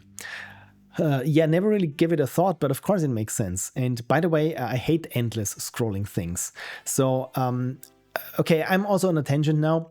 And I ask first a question: how do you scroll your social feeds, like let's say Mastodon or Blue Sky? Because whenever I open the app, it puts me right on top of my home feed, and then I have to scroll down. And personally, I'm a person where I like to scroll up, so that I know at some point I've caught up and I'm done with it. It's a little bit like I'm doing here with the chat. So I know this is the point where I last closed the app. And when I open it, I want to continue from that point. And it took me a while to find a Mastodon client that more or less supports this. But with Blue Sky, it always puts me on top. And the first thing that I do is I scroll down where I think, oh, I remember that picture. Do I remember that one? Okay, I think this was where I left off. So this is how I use, how I scroll. So yeah, and apparently it feels like really I'm in a stark minority, because none of the apps is made for me in that way. Frank says, unloading the top means you can't use regular HTML rendering. Yeah, exactly. That's because, of course, if you unload things and the page, I think, triggers then a reflow or something, it's madness. I think just put everything in a canvas and do whatever happens in the background, right? just stream a video of the rendered HTML, because you're doing it offline or online, but somewhere else in the cloud. Kirsty says, Facebook deletes stuff as you scroll downwards, which can be annoying. Oh yeah, I've been on pages where whenever you come back to the tab where you've scrolled, like, I don't know, let's say 3 screens down, and as soon as it notices, oh, I have the focus again, it reloads itself and only loads, of course, the top first 3 something. And of course, if it's, let's say, a banking website and you want your entire year's worth of documents, and you always have to scroll down, and as soon as the tab loses focus and regains it, it's a nightmare. Oh dear. Frank says, first of all, I only tend to look at the following feed. Okay, makes sense. Yeah, also, I mean, my home feed is on Mastodon, also just the people that I follow. And sometimes when I'm really bored and I run out of new toots, then I go to, okay, what's happening locally? What's happening in the world? Kirsty says, since you can't scroll back up to reload them. Yeah, just gets stuck if you try. That is the worst. Again, so many things, I'm on my soapbox again, but so many things feel like they just barely work or do what they're supposed to be doing. It's not about trying to strive for the best quality or the best experience for your end users. It's just how little can we do that no one's going to complain, or the complaints, of course, people will always complain, but the complaints are just below the threshold where, again, they can sue us for not delivering what we promised. And it feels like it pervades pretty much anything, like services or websites or technology or hardware. Pretty much anything feels like it's the barest minimum nowadays. And sometimes if it isn't, and especially this is from smaller creators or family-owned business where it really feels like, okay, the value is a person and they want to make you have a great time and not try to extract the most money for the least effort from you. And again, this always feels like it's so unusual, such a breath of fresh air. And so I try to really savor these moments and try to give my business to those people where I feel like, yeah, I'm not just some data point. Anyway, since you can't scroll back, you reload them. You're just stuck if you're trying. InkDeo21, hello InkDeo21 says, don't get me started on lazy loading. I hate seeing a button before the page fully loaded, trying to click it, and as you click it, everything shifts and you click something different, and then you have to go back and it does the same thing. And sometimes I do this like 3 times. I hate this as well. I mean, if you do lazy loading or something like this, make sure that the buttons or the interactables are locked in place, and maybe you have, I don't know, placeholder boxes while the page loads, but that these kind of jumps don't happen. Again, if you were really trying to have the best experience for your users, you would take this into account. I mean, this is not impossible. It's just, well, nobody's doing this, or everybody's doing it with this lazy loading, so why should we care? Anyway, Frank says, finding out that some people prefer an algorithmic feed where you can miss things your friends post is such a shock, and then finding out that that's how most people use those things is another, right? I know this. I always feel like I want to pick up where I've left off, and at some point I've caught up and I'm done with it, and not just seeing random stuff and missing the stuff from my peers or things or persons that I follow, which I'm actually interested in, and not in what gets the most clicks right now because it's just rage bait. Ah, dear. Bravo, I agree. Okay, good. Then we're on the same page. Kirsty says, I usually only look at algorithm feed when the subscription feed, right? That's the thing. When you're out of other options, you see, okay, yeah, what does the algorithm think I'm interested in? And of course, it pushes what does the best thing for the person running the entire platform. Frank says, browsers do the worst lazy loading things. Yes, I opened that tab in the background, but that's because I want to look at it soon. It'll need a while to load. Don't wait for me to switch to it. Exactly, yeah. On one hand, I like the idea of lazy loading, but again, it feels more or less like a band-aid on a completely different problem. I mean, why do we need lazy loading? Because everything is just so horribly programmed, and because, I mean, now I think with this a memory shortage, well, is it a shortage? Okay, before I continue in a little tangent, it's not a shortage. It's not like there is not enough RAM out there. It's just they don't produce RAM for consumers anymore because the margin for their revenue is too small. So it's not really a shortage because no one has it. It's a shortage because they just don't produce it, but they could. Anyway, and so now we're starting that, okay, maybe people should optimize things more, and you can't just expect that the hardware, will always be faster, so you can just write and forget and just write hacky code and don't care about it. Like I said, if that's the thing with web programming, I need only this one function, so I implement or I load up this entire framework, which is like 5 megabytes of JavaScript that needs to be downloaded. It needs to be held somewhere where I'm just using this one function that I could have written myself in 5 minutes or something. And again, on top of that, the entire ads thing and networked thing. And yes, I would love that this web page and its 1,300 advertising partners receive or may store cookies on my end. My God, don't get me started. InkDeo21 says, well, then we can start arguing about why we need lazy. Exactly, why web page. Yeah, that's the thing. Sorry, yeah. Lazy loading is entirely there because people having all the tabs open has become normal. Right now I have 5 tabs open, and now I notice that I'm closing 2 of them as I won't need to look at them again today. That is also the thing. You're right. It's on some hand I feel like it's this lazification has its roots somewhere, I feel, with a Mac operating system because when I was coming from Windows 2000 and I first interacted with someone who used everything on their Mac, and I said, where are your files? And they said, well, they're in my library. But yeah, where on your disk are the files? And they said, I don't care, they're in my library. And if they aren't in my library, I can use Searchlight or Spotlight and find them. And same thing for the photos, where it's just, yeah, they're sorted, but I can sort them by date taken. And there's, yeah, but where are the files physically stored? I want that.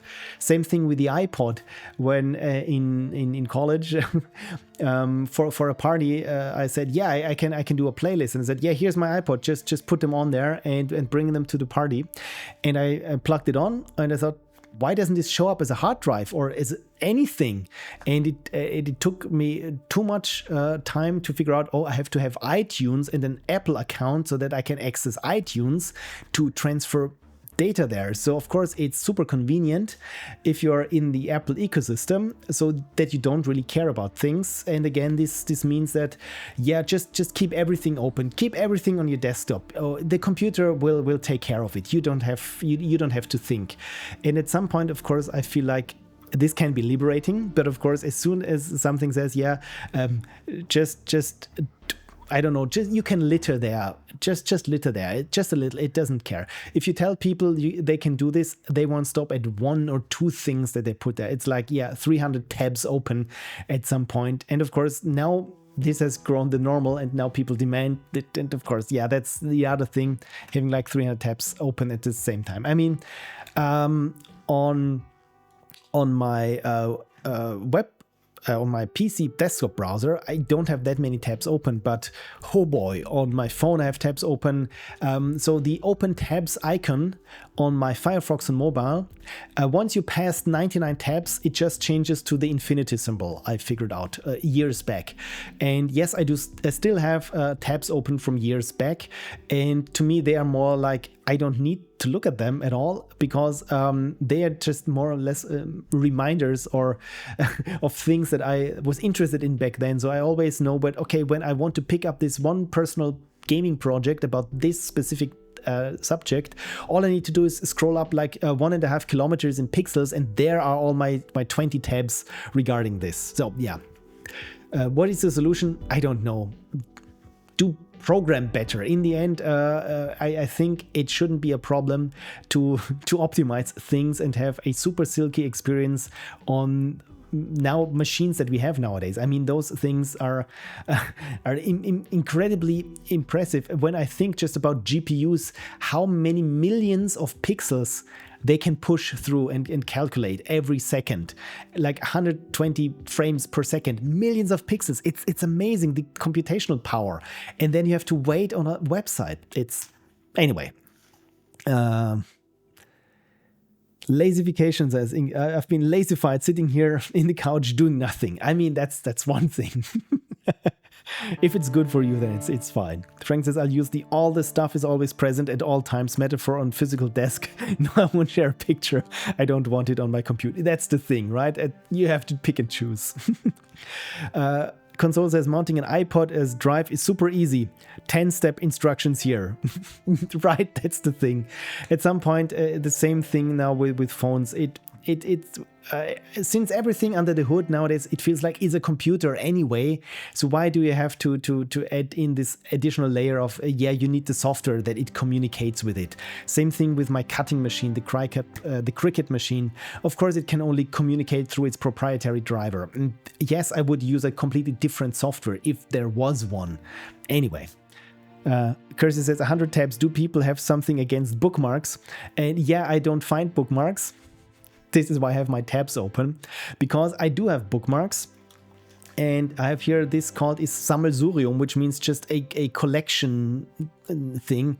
And you can see I can scroll this probably for days. And of course I have on top here, I have also tried to sort this into things. And of course, I probably would say 50% of these bookmarks are gone. So nowadays what I do when I find something that I feel like is probably important, and I probably will come back to it in the future, the first thing I do is I try to put it and see if it's already in the Wayback Machine on archive.org, because if not, and if it's an interesting article, I say, please, of course, in this moment, at once, grab it and store it in the archive, because then even if my bookmarks are broken, then I can just paste the link in the Wayback Machine and still have it. So yeah, the only thing with bookmarks is I don't look at them anymore. So this is why I have here this big sammelsurium of things that probably were important at some point, and I don't have the energy or time to go through all of it. Frank says, it's quite easy on all the iPods I own. Of course, I did write the USB stack on them myself. See, of course, when you know how to help yourself, that's a different thing. Not actually a joke. Oh, of course, I knew you weren't joking, because you're one of the few people where I think, you know what, Frank's probably done this, and for the better. Yes, the iPods that are in the box somewhere run Rockbox. That's why I bought them. Needed test devices for my USB stack, of course. I think it's nowadays it feels like a civic duty to jailbreak all the things that you got. And the other thing is just calling it jailbreak. This is, when you think about it, just choice of words. It's more like a liberation, not you breaking it from a jail.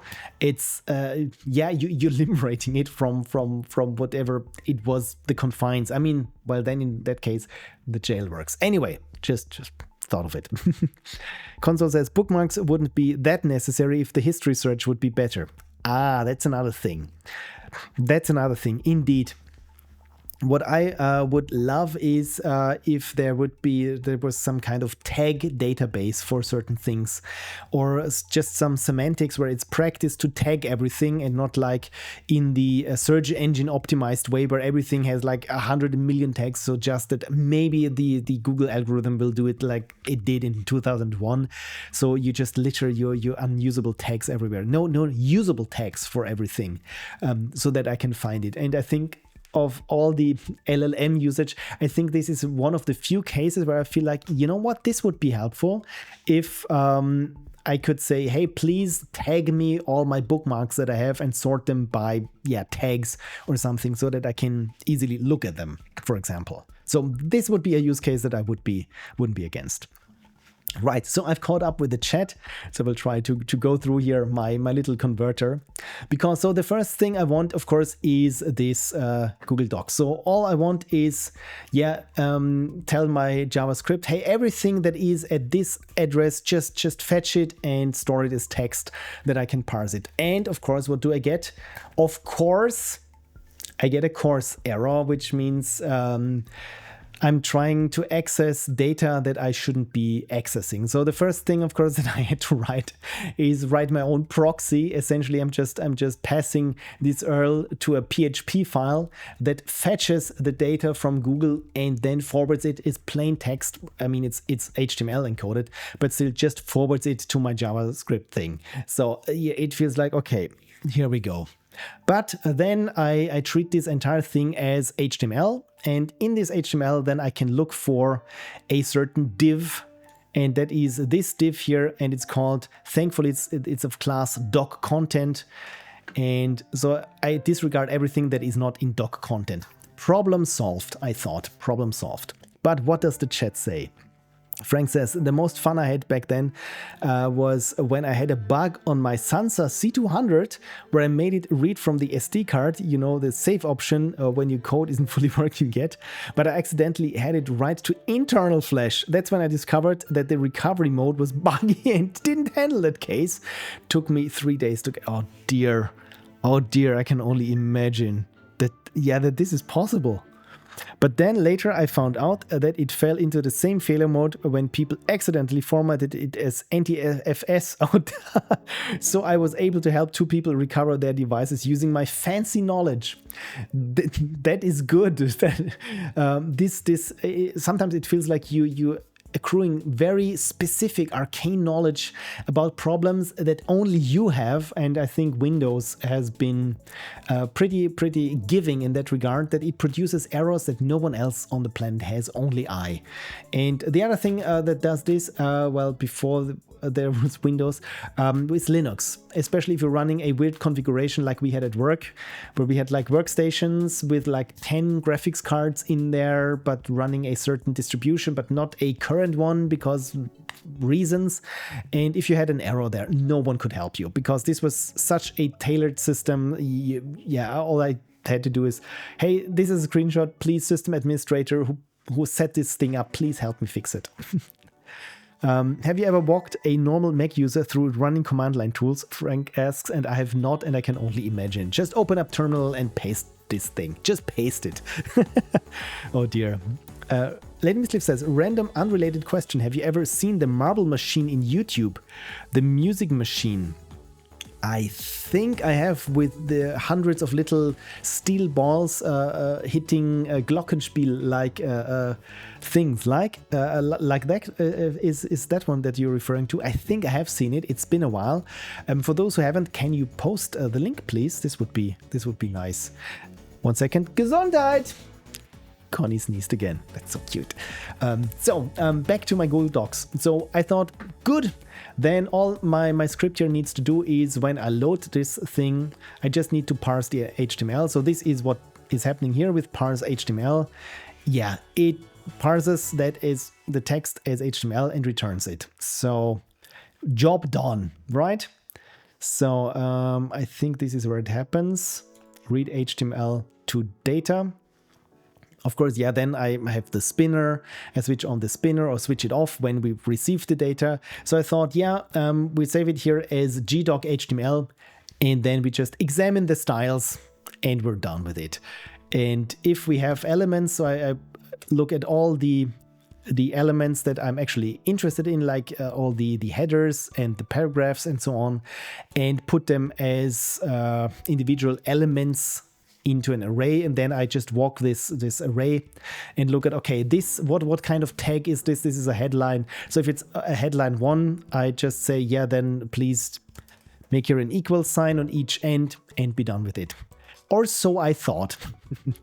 So what happened at first was everything was wrapped in span tags, like span class C1, and with everything I mean everything. So at first I had to figure out a way to get rid of all the span tags, because again, this is not really something that you want. I can show you it here when we look at something like here, this bold italic. Here it has a span class 3 and is a span. So everything in this paragraph of class C9 is a span. So bold is of class C8, and italic is of class C10, and bold italic is of class C3. Simple. Okay, good. That we can work with. Turns out I had this switch statement, so it looked at what class a certain span was, and if it's just switched on the class. So if the class was C8, then everything was bold and good. I tested it and it worked. And then I went get some coffee and I returned, didn't change anything, and then it didn't work. For some reason, this Google Docs, this published HTML, the classes are random. The numbers are, it feels like random. I mean, of course, there must be some rationale behind it, but I couldn't figure out which was the rationale behind it.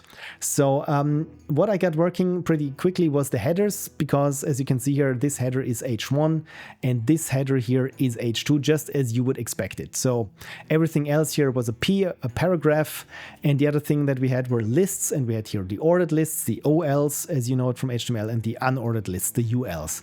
I will get to the lists again in a bit. But first, I just wanted to get bold italic and bold text italic working.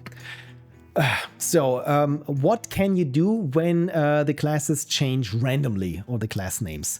So this is why I have here this examine styles function. Again, I didn't want to program this, but I had to program this. And what it does, I make this a bit bigger that hopefully you can follow along.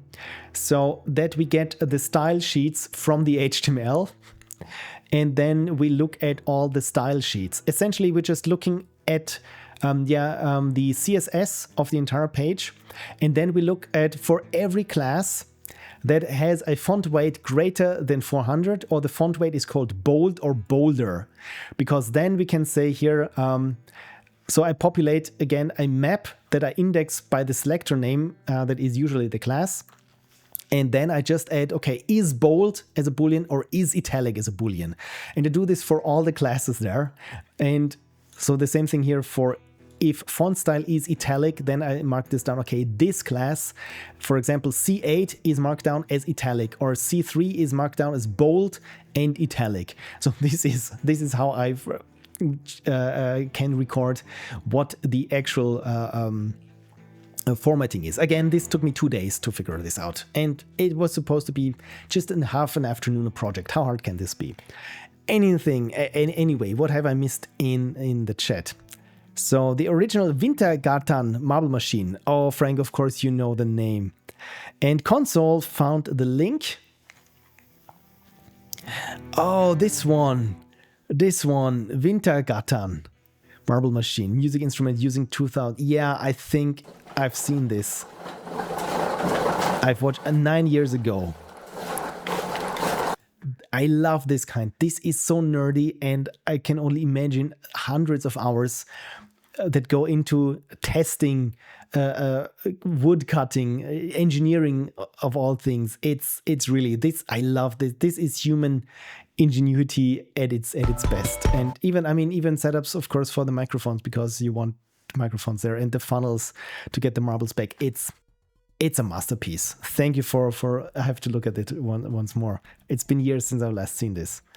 That is indeed the one I will post in Discord for the others. The instrument in question is the vibraphone or vibraphone. But since buying my Glockenspiel, I have had that music in my head. Oh, that's nice. He does fun things. Well, and then he got off track building a better machine. Oh, of course. It's when the font weight is bolder, of course. Then you have to add a dash, right? You have to run away if you don't want to end up under a runaway letter. This is when you run away after a boulder. It's called a boulder dash, I think. Indeed, Frank. Indeed. So we have examined the styles at this point. What's next? So then we parse the Google Docs to HTML elements. So first I just looked at the classes, and here is this parse docs to elements. So I'm saving here it as an array of DOM elements because I don't know why. Probably this must be still a stub of something, because I can essentially just take the HTML itself. But for some reason I added.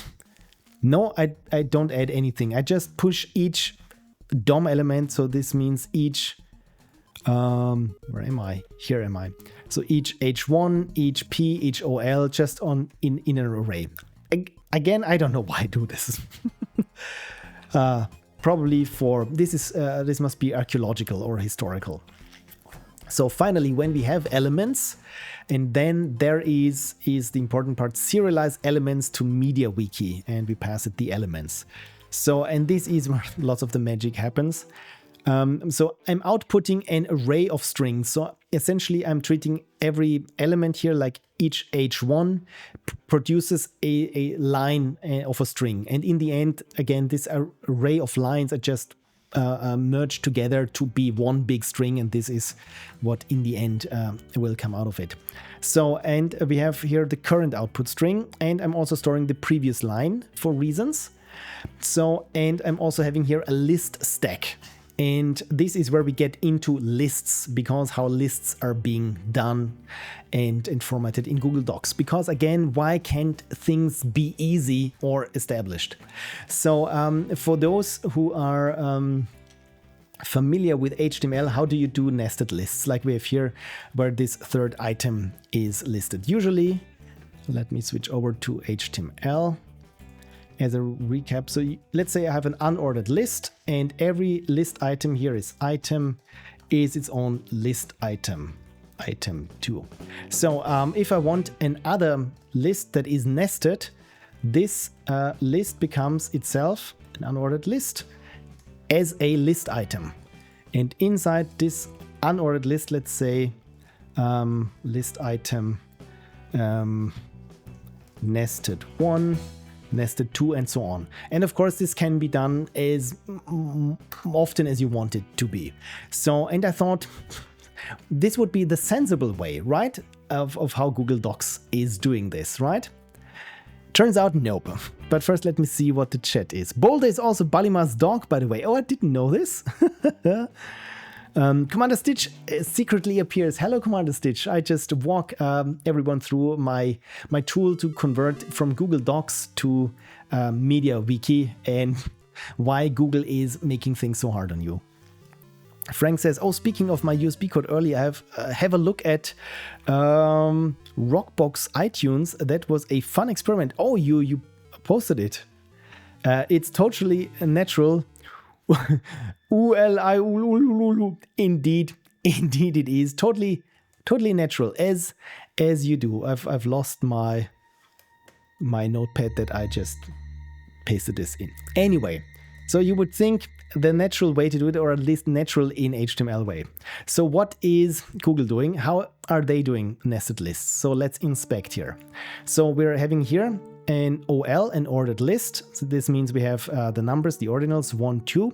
Okay, this is our entire list. This is good. Then we have a list item, we have another list item, and we have a third list item. Okay, good. So now, but this here is nested under the third list item. What is happening? Google Docs, or at least whoever implement this, chooses to close the ordered list and starts a complete unordered list that is new. And the unordered list in itself has a list item. And then it closes, and the next thing here is our headline 2. So how do we know that this is nested when it's just two lists, two independent lists under each other? Well, it turns out it's done via classes. So here we have a class C11, whatever this is, and then we have a list kicks random letters 1, and the other list was 0. So this, again, took me a bit to figure out. So this class name is random per document. But the good thing is, at least, sorry, you have to take this. But this list kicks underscore, this is always the same, and also at the end where it denotes at what depth we are. So again, I can work with this once you figure out the pattern. It really feels like, why do I have to do this? So, and this is what happens here. This is why I'm using a stack of current list objects. For reasons, I will get into. So first I do is I strip all the spans from the element because this is, again, it takes an HTML element, it removes all the span tags from it, and it doesn't do it willy-nilly. But again, if it's, for example, if it's a header, then it's just going to replace the span. But else, if it's not a header, and here it comes, here we check the classes that we've seen before, and we check, okay, is the class bold?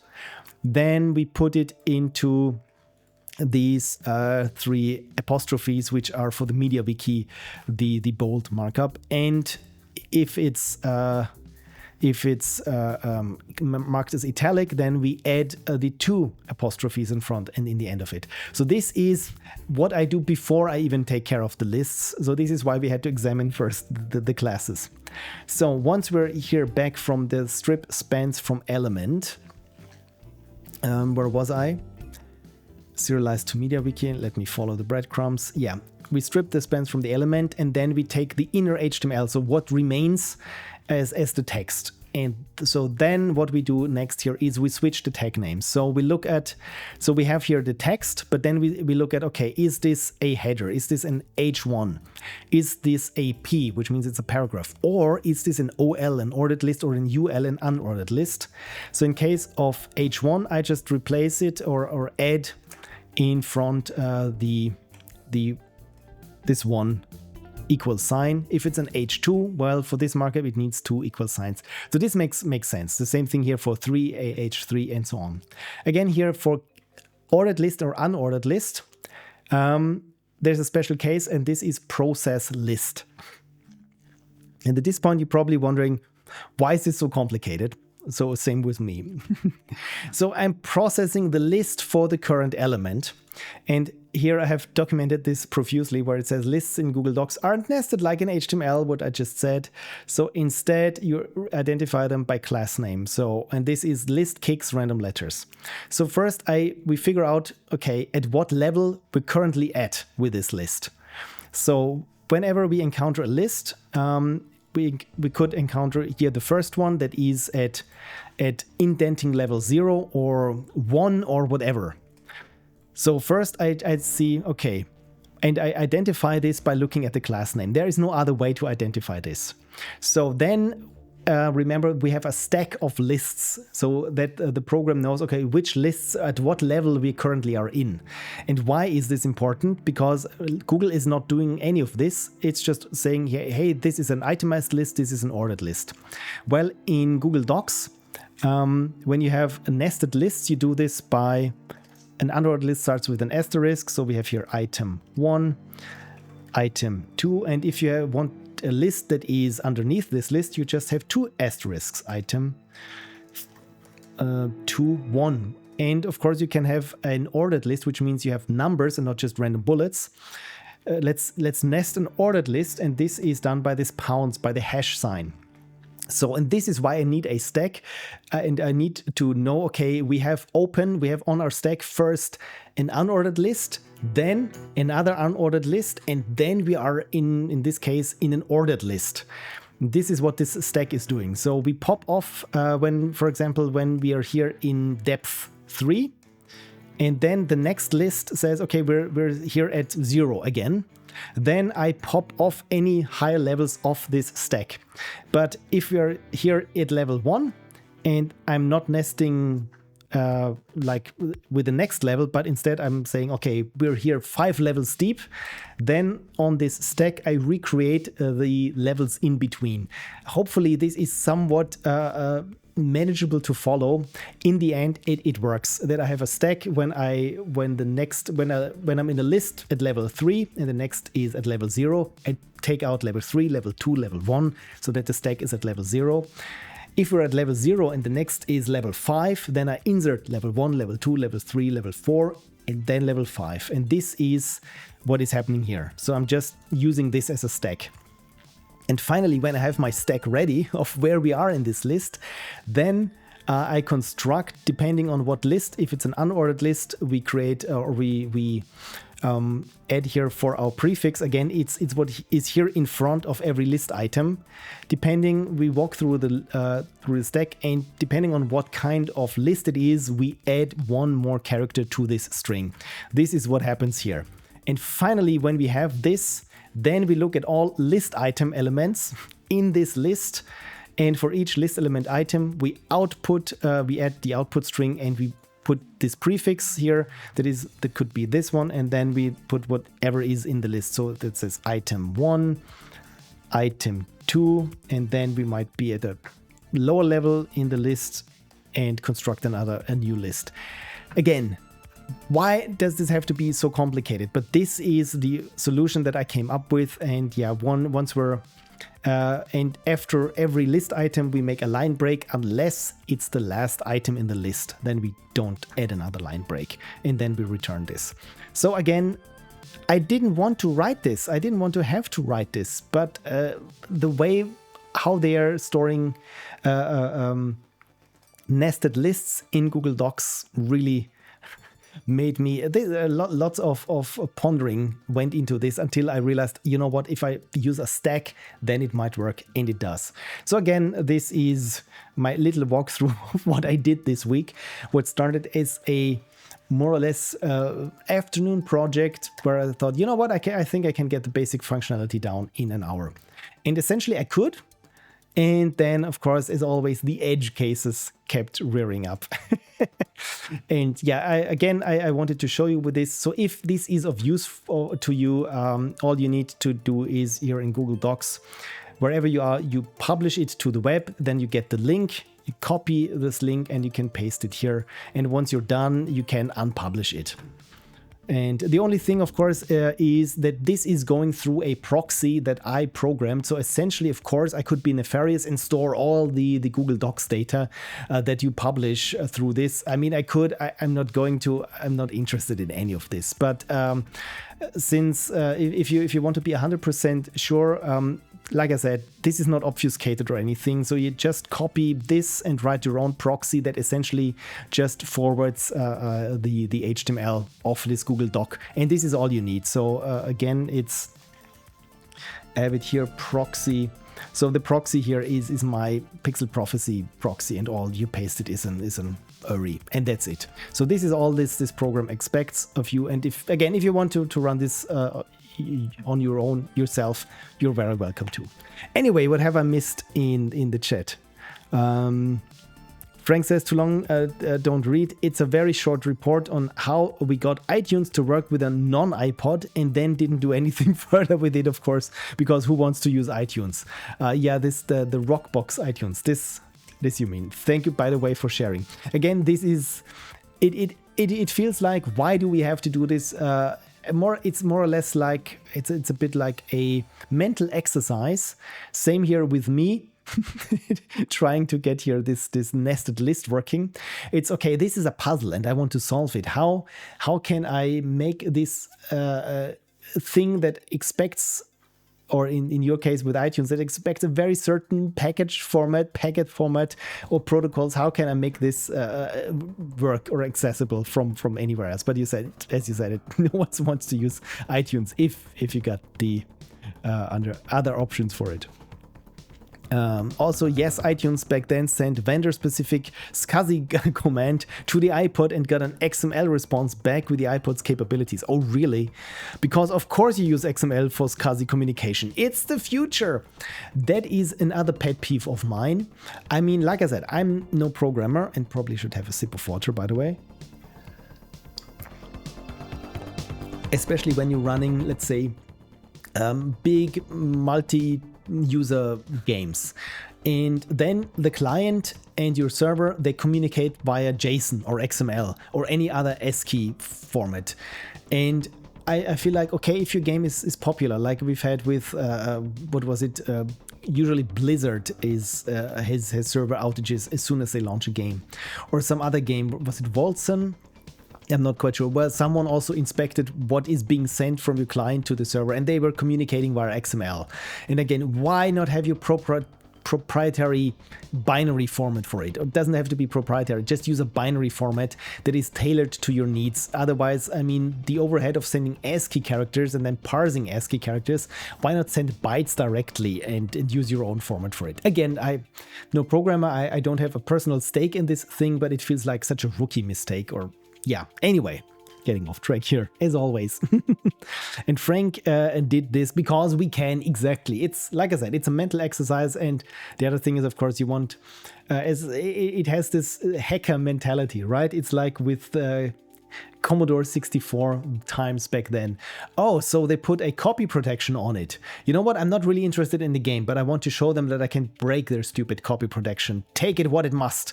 And it's the same thing here. Why is iTunes such an annoying piece of garbage when you want to just plug in USB? You know what?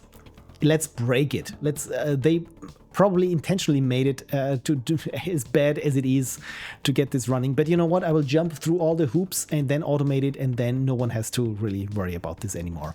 And again, it feels like liberating your device. So yeah, by the way, as you've seen, that it is part in not of Pixel Prophecy, but that the URL to this tool is, let me scroll up to it, or I think I still have it open somewhere. No, I don't have it open. It's my Phil's Post Tools suite. And I have this because I also need this for work. I will paste it here. So on the very off chance that you have to work lots with video things and DaVinci Resolve. These are tools that I use on a weekly basis at work. For example, if you have time codes that you want to import in Resolve as markers, and again, everything has here a usage tab. Or if you have Resolve markers that you want to turn into a nice listing of time codes that you can share with your client. Or if you have just frames where it says positive lift of such and such detected at second frame such and such, and you want to turn this into, again, markers for Resolve. And all these kinds of little things that I, again, at some point I thought I don't want to have to do this manually. I can automate this. And this is also why because also at work we're also using a wiki, and some people, myself included, draft their wiki entries in Google Docs. And also for that, not just for my personal wiki, but that is the main part of it. This is helpful. And so again, if you need any of these kinds of things, like list video files in a Final Cut XML file, maybe it's of use to you, and yeah, you don't have to reinvent the wheel again. Right, so I said maybe I want to do something cozy or creative, or possibly both, but I spent most of my time just chatting and yapping, and a substantial amount of time also on my soapbox. So I hope my ranting was not too distracting or let's say emotionally cumbersome, because I mean, I know some people want to watch a stream because they do not want to hear how bad everything is, and just get some relief from that. So I think let's do something that is very cozy to me personally, and instead of doing anything creative, because I feel a little bit drained today, let's do something. I don't want to spoil it, so this is why I'm beating around the bush a little bit here, because I want, where is it? I need to click the right thing. Is it here? There we go. That is my DOS box, and Windows. Oh yeah, there it is. And you know what? I thought, let's play something in good old DOS box, and that is Solitaire, because this has, the original Solitaire has been my feel-good game ever since. I think this probably dates back to my very first experiences with computers. And we had back then also a work machine that was a notebook with a fancy black and white LCD display. The display was horrible. It was, I mean, you had to enable mouse pointer trails, because it was the screen update. Everything was super blurry. So if you had anything in motion, it was just, everything was motion blur. If you couldn't move a window without it just blurring. So but I discovered Windows 3.1 Solitaire there, and I have memories of watching children's program on TV while playing Solitaire on this crummy little screen. And you know what? I thought maybe it's a good time for others, as for example yourself, to take this trip down to memory lane with Solitaire. Put soapbox away, get DOSBox instead. Exactly, that's it. And our Ghoul Prince says, need to be going. It was nice lurking. As always, have a good coming week, y'all. Thank you, Ghoul Prince. Also to you, much progress, and lots of progress in Resident Evil, and also on your artistic and drawing endeavors. So all the best. And yes, Frank, put soapbox away, get DOSBox instead. Indeed. So let's try and make this as large as it can without crashing, and could not set full screen and it crashed. Well, Console says, let's play Solitaire. Sounds oddly uninviting, right? Is there a multiplayer Solitaire? Well, someone should invent this. I think to get this to work with DOSBox and full screen. Oh, you know what? I can say, not CD Win, what am I typing? I can probably just use advanced OBS features. There we go. That I can share my DOSBox despite it not appearing full screen for me. Adjust the pixel scale, says Frank. Yeah, I have my own setup there, and usually I'm running it DPI dependent, so it's always the same size depending on whether I'm running the same DOSBox from my laptop or on this machine, so it should be good. It should be good now. I don't want to tamper too much with my configuration files. That's the thing. Yeah, or OBS. Yes. So yeah, welcome to good old games and Solitaire. So of course, the first question is, what kind of card back do we want? I always was a big fan there of the Dracula Castle because it had the bats that you would see. By the way, most of these cards, well, not most, but some of these card decks have animations or little Easter eggs. For example, if you wait long enough, then if you have here the palm tree, the sun would get, like in Minesweeper, get sunglasses and do a little smiley face. And I think here, if you had the sleeve holding the poker, I think it is, sometimes the fourth card would pick up in the sleeve. So if there aren't any preferences there in the chat, I think I will go ahead with the Dracula Castle. Of course, unless there are someone who interjects. Fish ones are nice, says Cursiboo. You know what? Then which ones? The darker fish ones or the brighter? The aqua-colored background. By the way, is this a clownfish? Is this Finding Nemo like 10 years before we had Finding Nemo? Also, I like the robot because it also had animated little gauges there. Well, okay, I think if there aren't any... Aqua stands out more, says Cursiboo. Okay, good. If there aren't any other suggestions, we will go with aqua fish, because fish, aqua, aquarium makes sense. Left with Nemo, right without Nemo. This one is without Nemo, and this is with Nemo. Oh, indeed, it's 4 fish or 3 fish. It's the first time that I realized this. Okay, cool. So for those who haven't played Solitaire, first of all, welcome. I'm glad you lived under a rock for such long. I'm sorry for what you saw when you came out.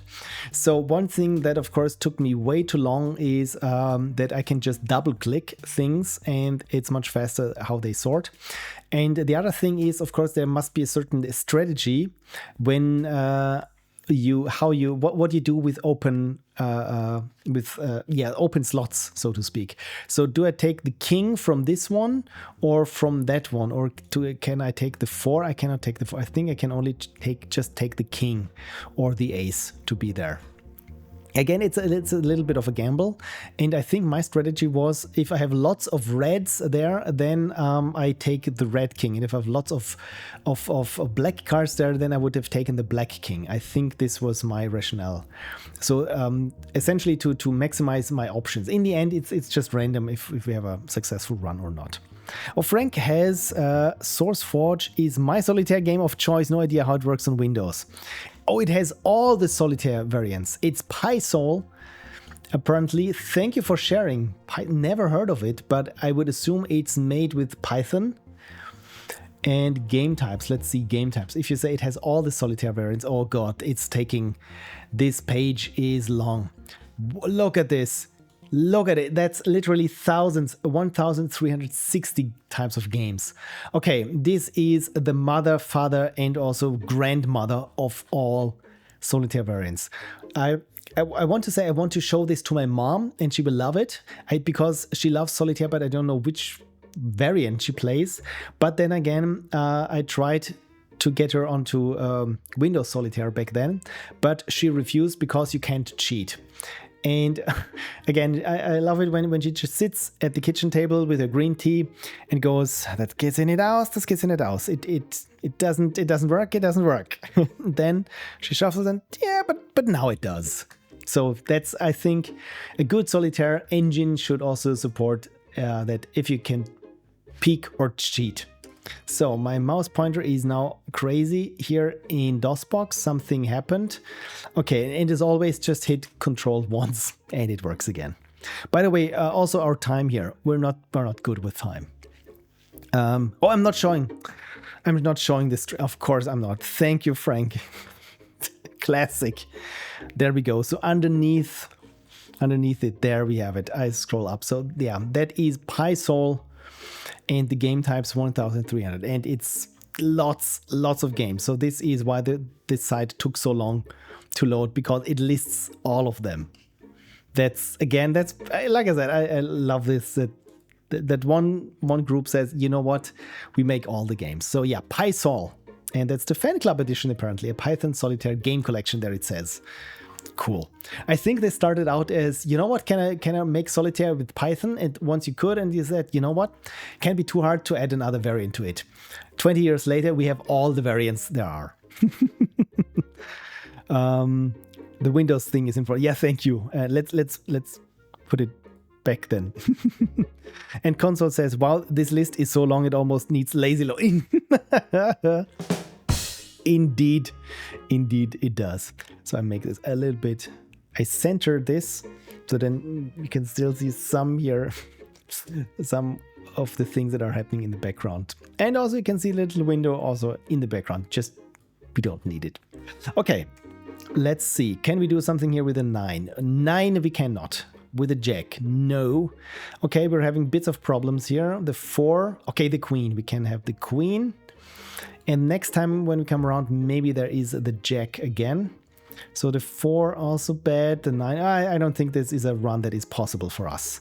But yeah, maybe sometimes we're just scraping by one card we can place each time. Okay, so the jack was a clubs jack. That's, oh, the 9. The 9 works. Good.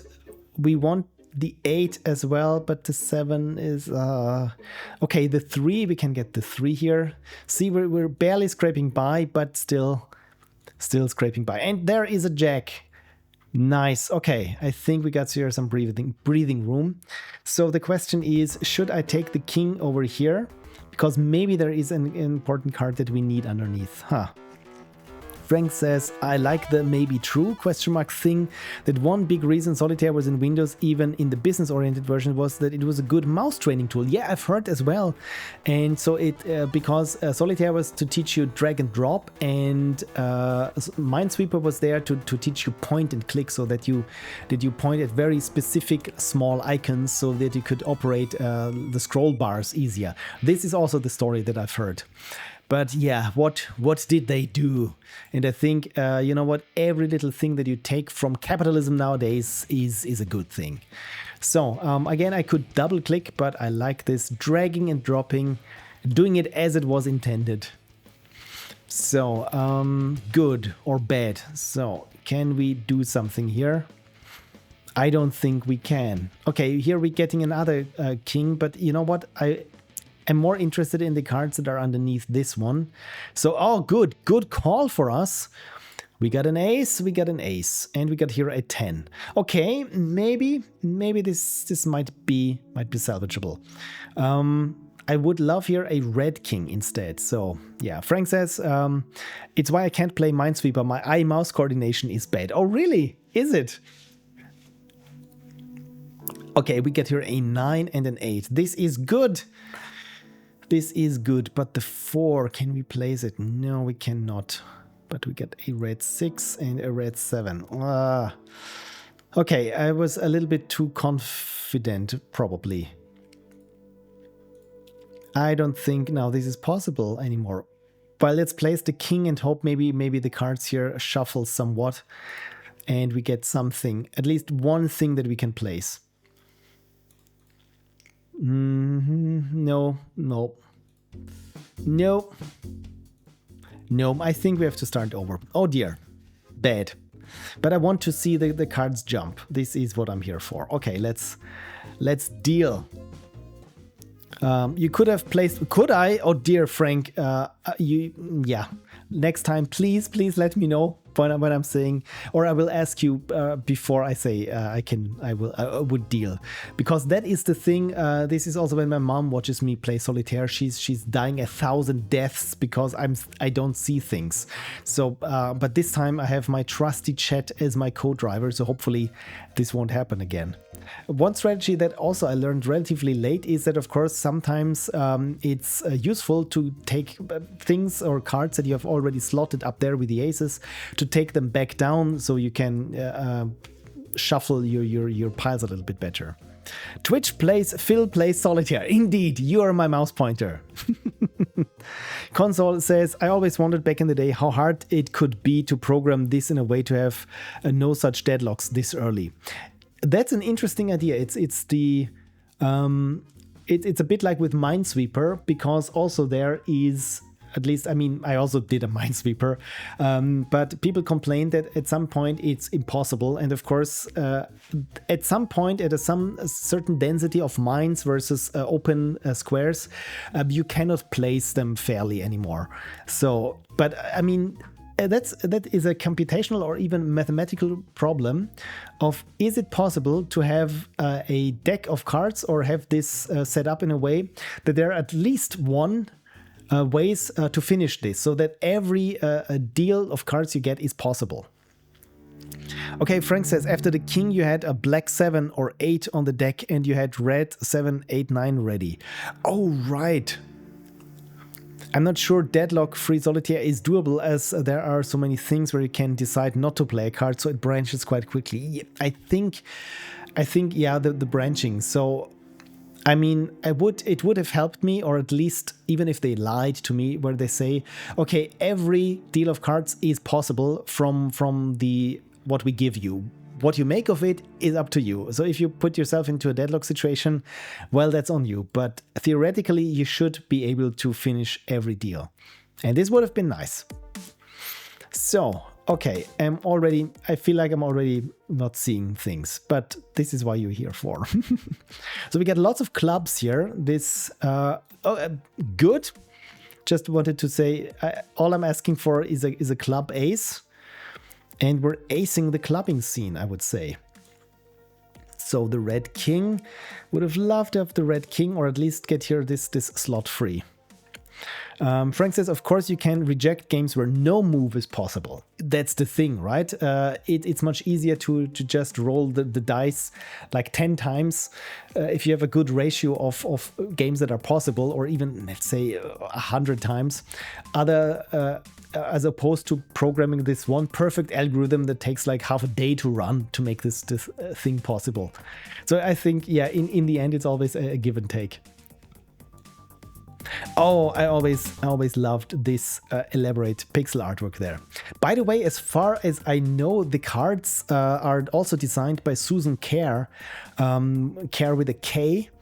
And she is also responsible for the icons, the original Mac icons, I think. And I think at some point Microsoft headhunted her, which is kind of cool. Because those are very nice looking still to this day. I mean, it's essentially CGA colors that you get, but they are so very legible as cards and so detailed and still very pleasing to look at. Kersey says, it's no fun to play a game where there is no path to win, not as bad as if it's your fault for picking a path. Right? I feel like if it's on me, I'm good with it. But of course, if the game is unfair in a sense that from the get-go you can't beat it, yeah, that feels cheap. Console says, I'd be happy if I'd just get an apology from the devs for wasting that. At least that would be something. That's the least that they could do, is to apologize. So lots of red cards, but none that we can place. Oh well, this one. And then we got the 9. And okay, everything is black here. So this is my strategy, is now place the king. And good on us, this is a low red card. That's very good. And the automated unicorn sparkled by an sparkle that someone told me sparkle try. Frank says, I mean, I massively prefer having my time wasted by an unwinnable solitaire game deal than an LLM that someone told me to try. Okay, fair enough. Yeah, that's of course, that's completely different. But I agree. Okay, we got the queen here. Now we need a jack. Oh, YNC4 says, watch the last stream of making your parents' place with PS1 style. Was such a nice cozy stream. I can give you an update of that. I thought for today that it might be a little bit too samey, but I still want to continue with that. I found some more photos for references of the entire street back then. I went through hundreds of photos that I took 20 years ago with my first digital camera. So you know what? Maybe next next week, if that's cool with you, because it would be certainly cool with me. I want to continue on this PlayStation 1 diorama.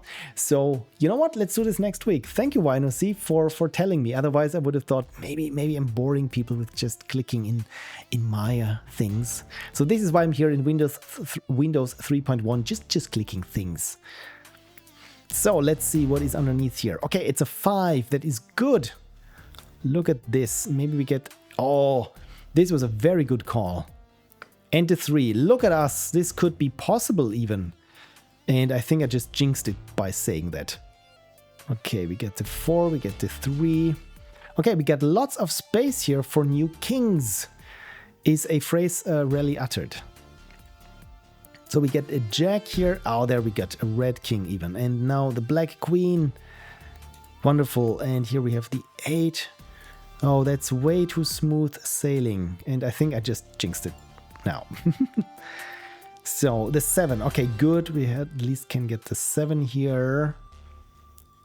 And did I just move? Okay, yeah. I like it, by the way, when it's not in full screen, so then we can see some of the Windows background. Okay, so I would love to have here the Ace of Hearts at some point. But can I place the 2 somewhere? No, I don't have a black 3 anywhere. I have a black 4, but I would need a spades 3 to do something with that. Okay. Okay, good. At least some progress is all that we need. Hopefully, yeah, again, now I said, just jinxed it, and now we're just scraping by again. So the red 9 cannot place it. I think this is impossible. Okay, Frank, I'm close to dealing another game. Is there anything that I've missed? The 2 I can't place. The 4 I cannot place. The 9 I cannot place. The jack I cannot place. Okay, you also didn't see anything. You know what? Maybe let's try a different deck. Let's go with the roses, because again, I like the artwork, and maybe they will bring us more luck. So let's try this again. Ah, see, we're already starting here with an ace, with a queen. Okay, I'm jinxing it now by saying this looks pretty doable. And already it's slowing down our progress. There, oh dear. Frank says, also, I didn't know you were such a monarchist, being upset about not having more kings. Yeah, indeed, I'm a monarchist. There always should be place for a king, I say. So the 7, okay, almost missed the 7 here. The 6, of course, goes here, and now we get a 4. And we can shuffle the 3 between the 4s, but yeah, it's maybe later at some point. We get a 3, and there's an ace if we can get to it somehow. The 5, oh, a 4, 3, oh, some progress. Look at this. And there we have a 9. No kings, only unicorns. Yeah, I agree. Let's abolish the monarchy and have unicorns in their place. So queen, by the way, I think 2 or 3 streams ago I showcased a couple of card games or demos to card games, and one of them was the Black Jacket, and I've played the demo now for over 23 hours. I think I even posted from the developer and said, yeah, sorry, I played it for 23 hours. When is the final game coming out?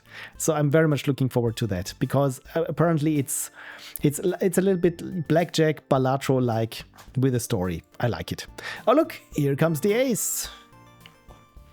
And I would love to place the king somewhere. Oh, okay, good. This and... Okay, should we place one of the kings that we have on our stacks or not? That is the question. You know what? Without placing anything now in the empty slot, we'll just see how far I can get and then make a decision from that. Yeah, okay, well, that was that. Okay, then I take the king here from the bigger pile of cards because we need to work this. And there's the queen underneath. Okay, yeah, this is blocking us again. And it's the black queen, so dear. Yeah, I think that's also impossible. We have the 9 that we cannot place. The jack, yeah, that's useless indeed. You know what? Let's try a different deck then. Let's go with the robot, the friendly robot. And I'm not sure if you can see it here in the stream, but the robot is holding here either a remote control, which doesn't make sense, or a card of some sort. All right, then let's do this again. Let's see if we can get here already a slot cleared. So many 8s. Why? Well, there's a 7. And a 6. Okay. Oh, thank you, Kersey, for redeeming good old unicorn. I changed it from unicorn to hydrate because it makes more sense. But the automated unicorn says whenever I say unicorn, and apparently this is really something that I overlooked. So no kings, only unicorns. Cheers. I should have a different glass because after having a sip of water and when the water retracts, somehow I have 2 waves that splash water right under my nose every second time. It's distracting, but also refreshing. So, well, at least that's something. So, red cards. Okay, the 5 works. Then 7 does not work. The king, the 2. Oh, this looks bad. This looks bad. Oh, the 5 fits here. The jack. Okay. Now we're talking. 4. 3. Oh, that's the wrong 3, of course. But here we have a 4, and then we can clear this slot and bring the king over and hope for the best. Yes, it's a low card and even one that we can place. And that's that. Okay, then. But we can bring the 8 over. The king is blocking again. Oh dear, oh dear. But, oh, the ace just shuffled over. That is something that I gladly take. And here is the 3 for the ace. Good on us. Okay, progress. Timid progress, but looking good. The 2. 4. And the 3 of spades. Okay, that's it. Okay, I think we're screwed. that went south pretty quickly because we need another ace. Okay, I don't think there's anything that we can do here. Or can we? We got the king and the red queen up there, which we cannot place, and just the 3. I feel like the 3 should be possible, that we can find a way to shuffle it somewhere around that we have here. The 2 then? No, this is wrong color.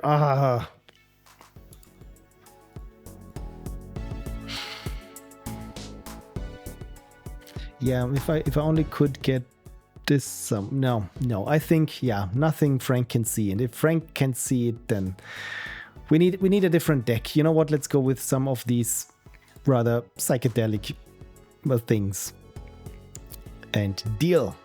Okay, starting here with the ace on the biggest pile. That's good, but I said that's good way too often today, so probably that's not too good then. So 8. Okay, we cleared the first slot. And we got 2 aces already. I say already 3 aces. That is... Okay, that is manageable so far. Using the other 8 earlier might have changed things, but that's a noble. As always, if only, if we had done things differently earlier, the outcome might have changed. So, okay, this is, again, I'm jinxing it by saying this is not looking too bad, but since now we have all the aces, this probably should give us an edge in some case, because then we can really pull back from the depot in case we need to. So 4, there we go. 2.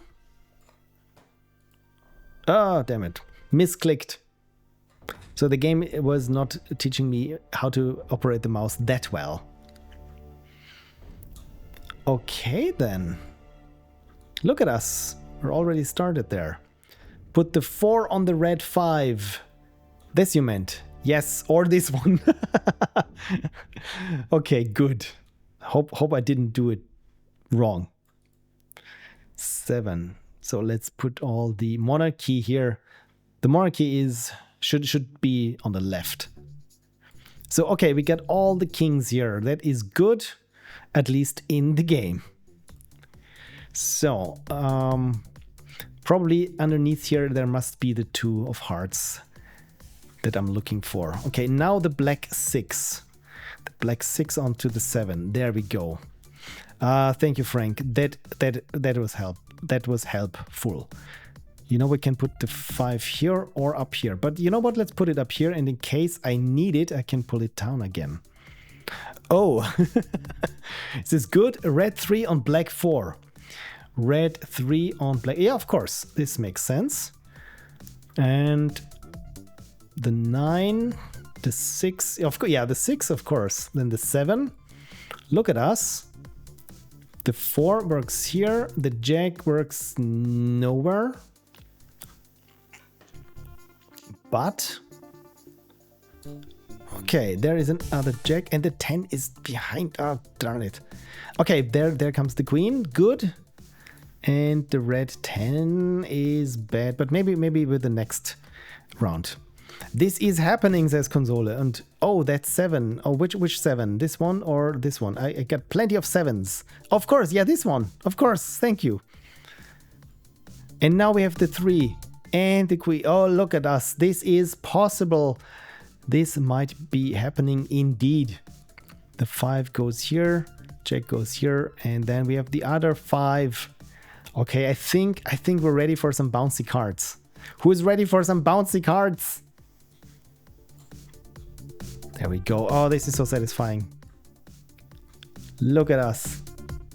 This is so satisfying. And there must be the 2. The 2 of hearts must be underneath here. Because I can't see it anywhere else.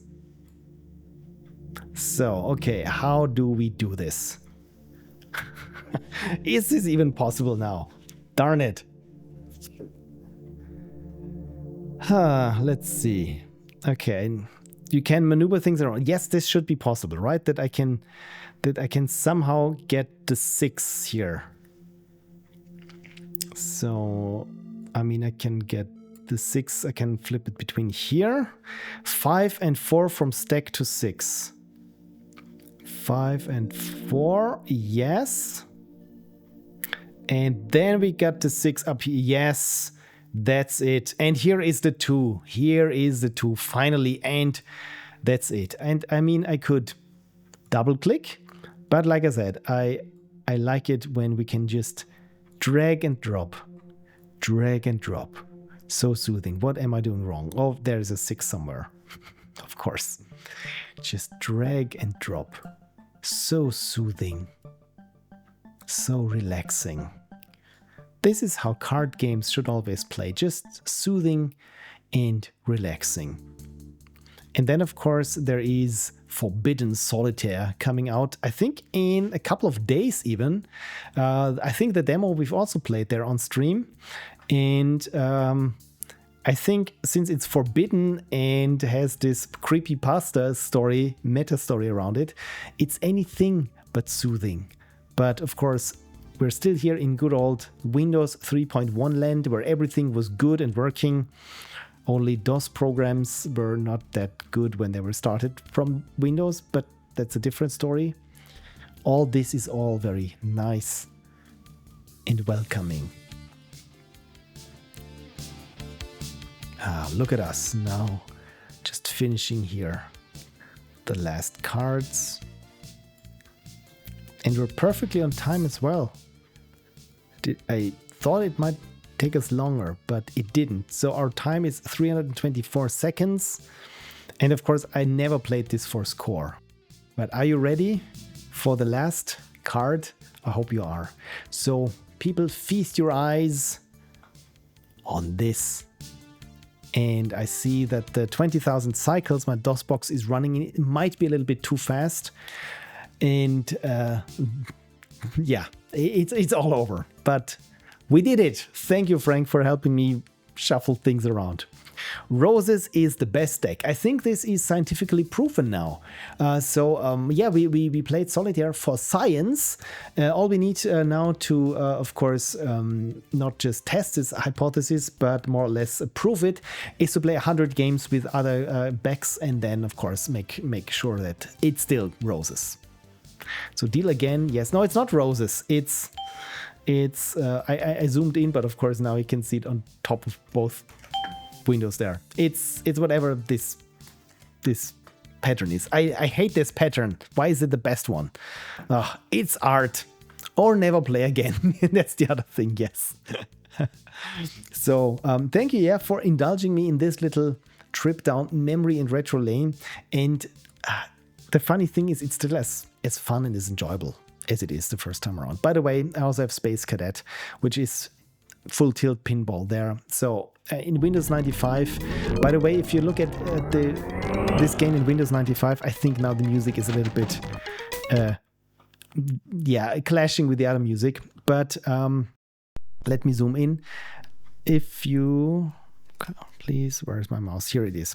So in the Windows 95 version, they made sure that Cinematronics and Maxis, so the game was, of course, not developed by Microsoft themselves, that those names here are very dim when you compare it. Also, of course, I like here the Space Cadet, this artwork much better than what you would see with Windows 95. But apart from that, I think it's still more or less the same game. Just thought it's interesting that I never really knew that this was part of a full pinball game, and this you could already play in Windows 3.1, which is kind of interesting. Ah, dear. Be as thorough as Ahoy in his latest video about brown games, says Cursey Boo. Oh yeah, Ahoy. What was I haven't seen that he has a new video out, but the last video before that about, I think, was it the 90s? And I think for some reason I didn't like it at all. I didn't watch it until the end because it felt like most of it was just rehashing, and it felt like the script was written by ChatGPT for some reason. I don't know what was wrong with it, but I felt it was more about him recreating music from the 90s or all the hit songs that we could recognize, but that wouldn't trigger any copyright strikes. And by itself, I feel that is a much greater achievement than the actual video itself. I would be more interested in seeing, okay, how he made the music to sound like the Gorillaz Clint Eastwood theme, for example, then this video on top that wasn't that really interesting to me. Anyway, so I hope the new video is a little bit better.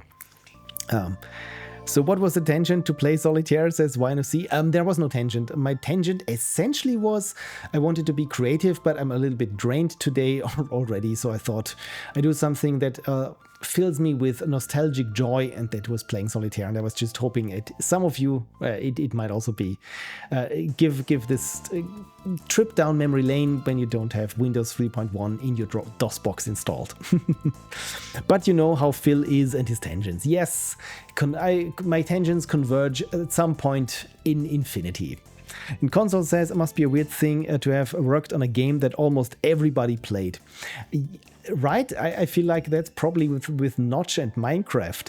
At some point, I can only assume it must feel unreal, because yeah, when I was with Connie and we were out and about there on the countryside, and we went to a little store, a little stationery store, and of course they had Minecraft magnetic pins, and I thought, you know what would be funny or interesting or surreal if you are the person who pixeled this, like these 16 by 16 creeper faces, and you remember when it was, maybe you were just a student in living, I don't know, in a basement or in a dorm, and you were hearing the party blaring outside. You had a horrible day, maybe even felt sick, and you said, you know what, I just do the graphics for this weird Swedish guy for his little game and then be done with it. And you pixel the face of the creeper and think nothing of it, and then 20 years later, or it's not even 20 years later, probably 20 years later now, in some backwater town at the other side of the planet perhaps, and you walk into a store and there are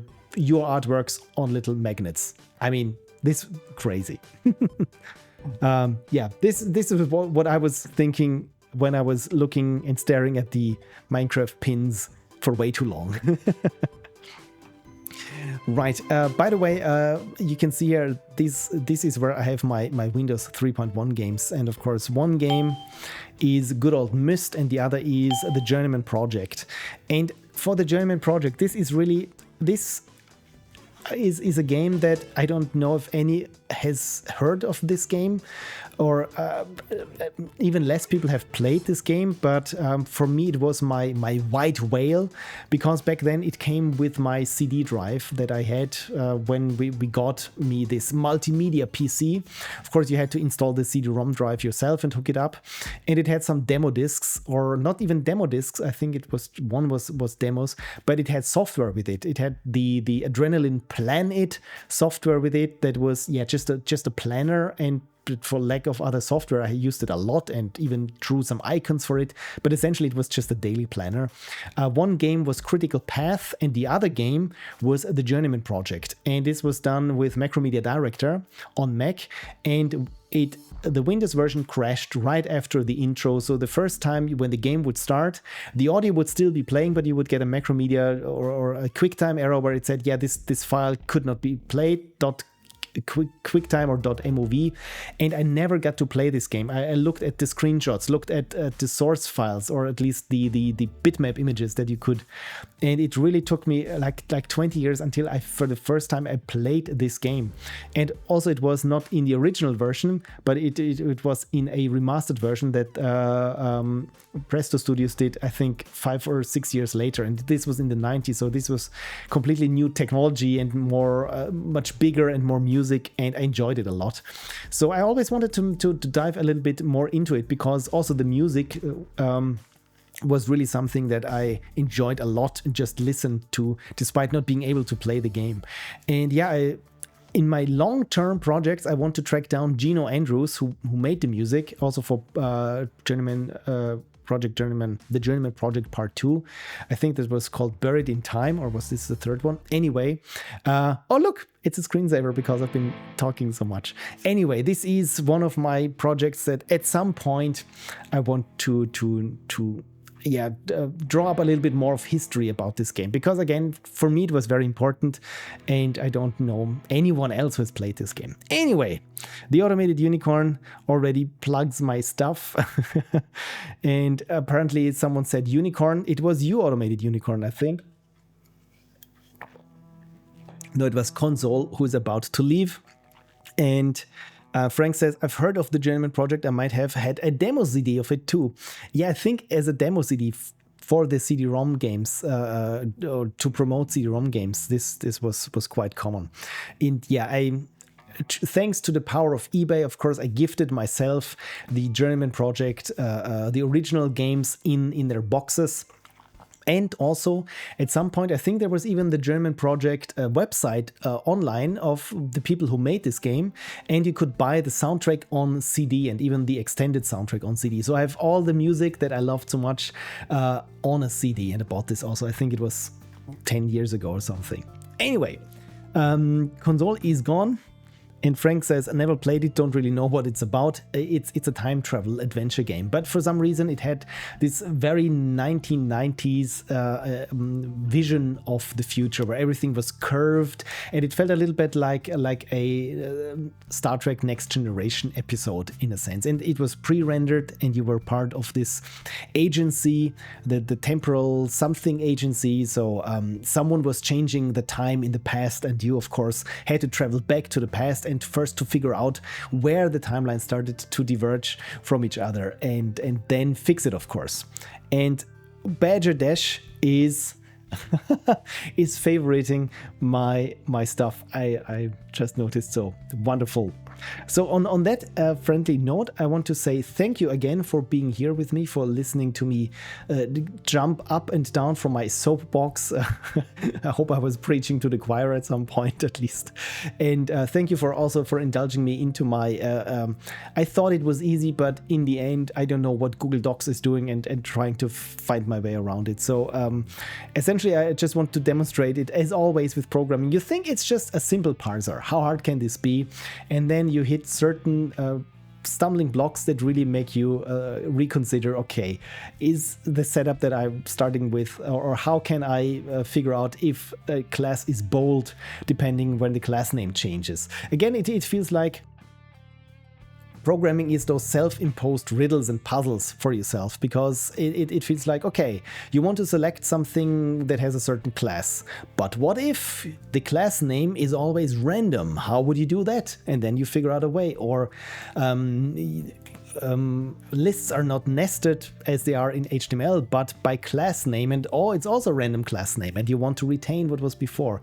Anyway, I think this is really what I enjoy about programming. It's those little puzzles and then figuring out how to solve them. Right. And with that, I say thank you, everyone. I will have the screensaver now take us out, I meant to say, but of course we need to shut down Windows so that we can turn off the PC. There we go. I'm doing good here. And again, Frank, thank you for suggesting me this PySol Solitaire version. Oh dear, I'm already having way too many games to play. But by the way, if anyone is interested in Mahjong, I've played this Kyodai Mahjong a couple of years back, and I think it's something similar where it boasts many different variants or something. Okay, I don't know how to wrap things up, so I probably should just say thank you, everyone. Have a wonderful week. See you next week on Saturday. Until then, have a great week and take care. Bye bye.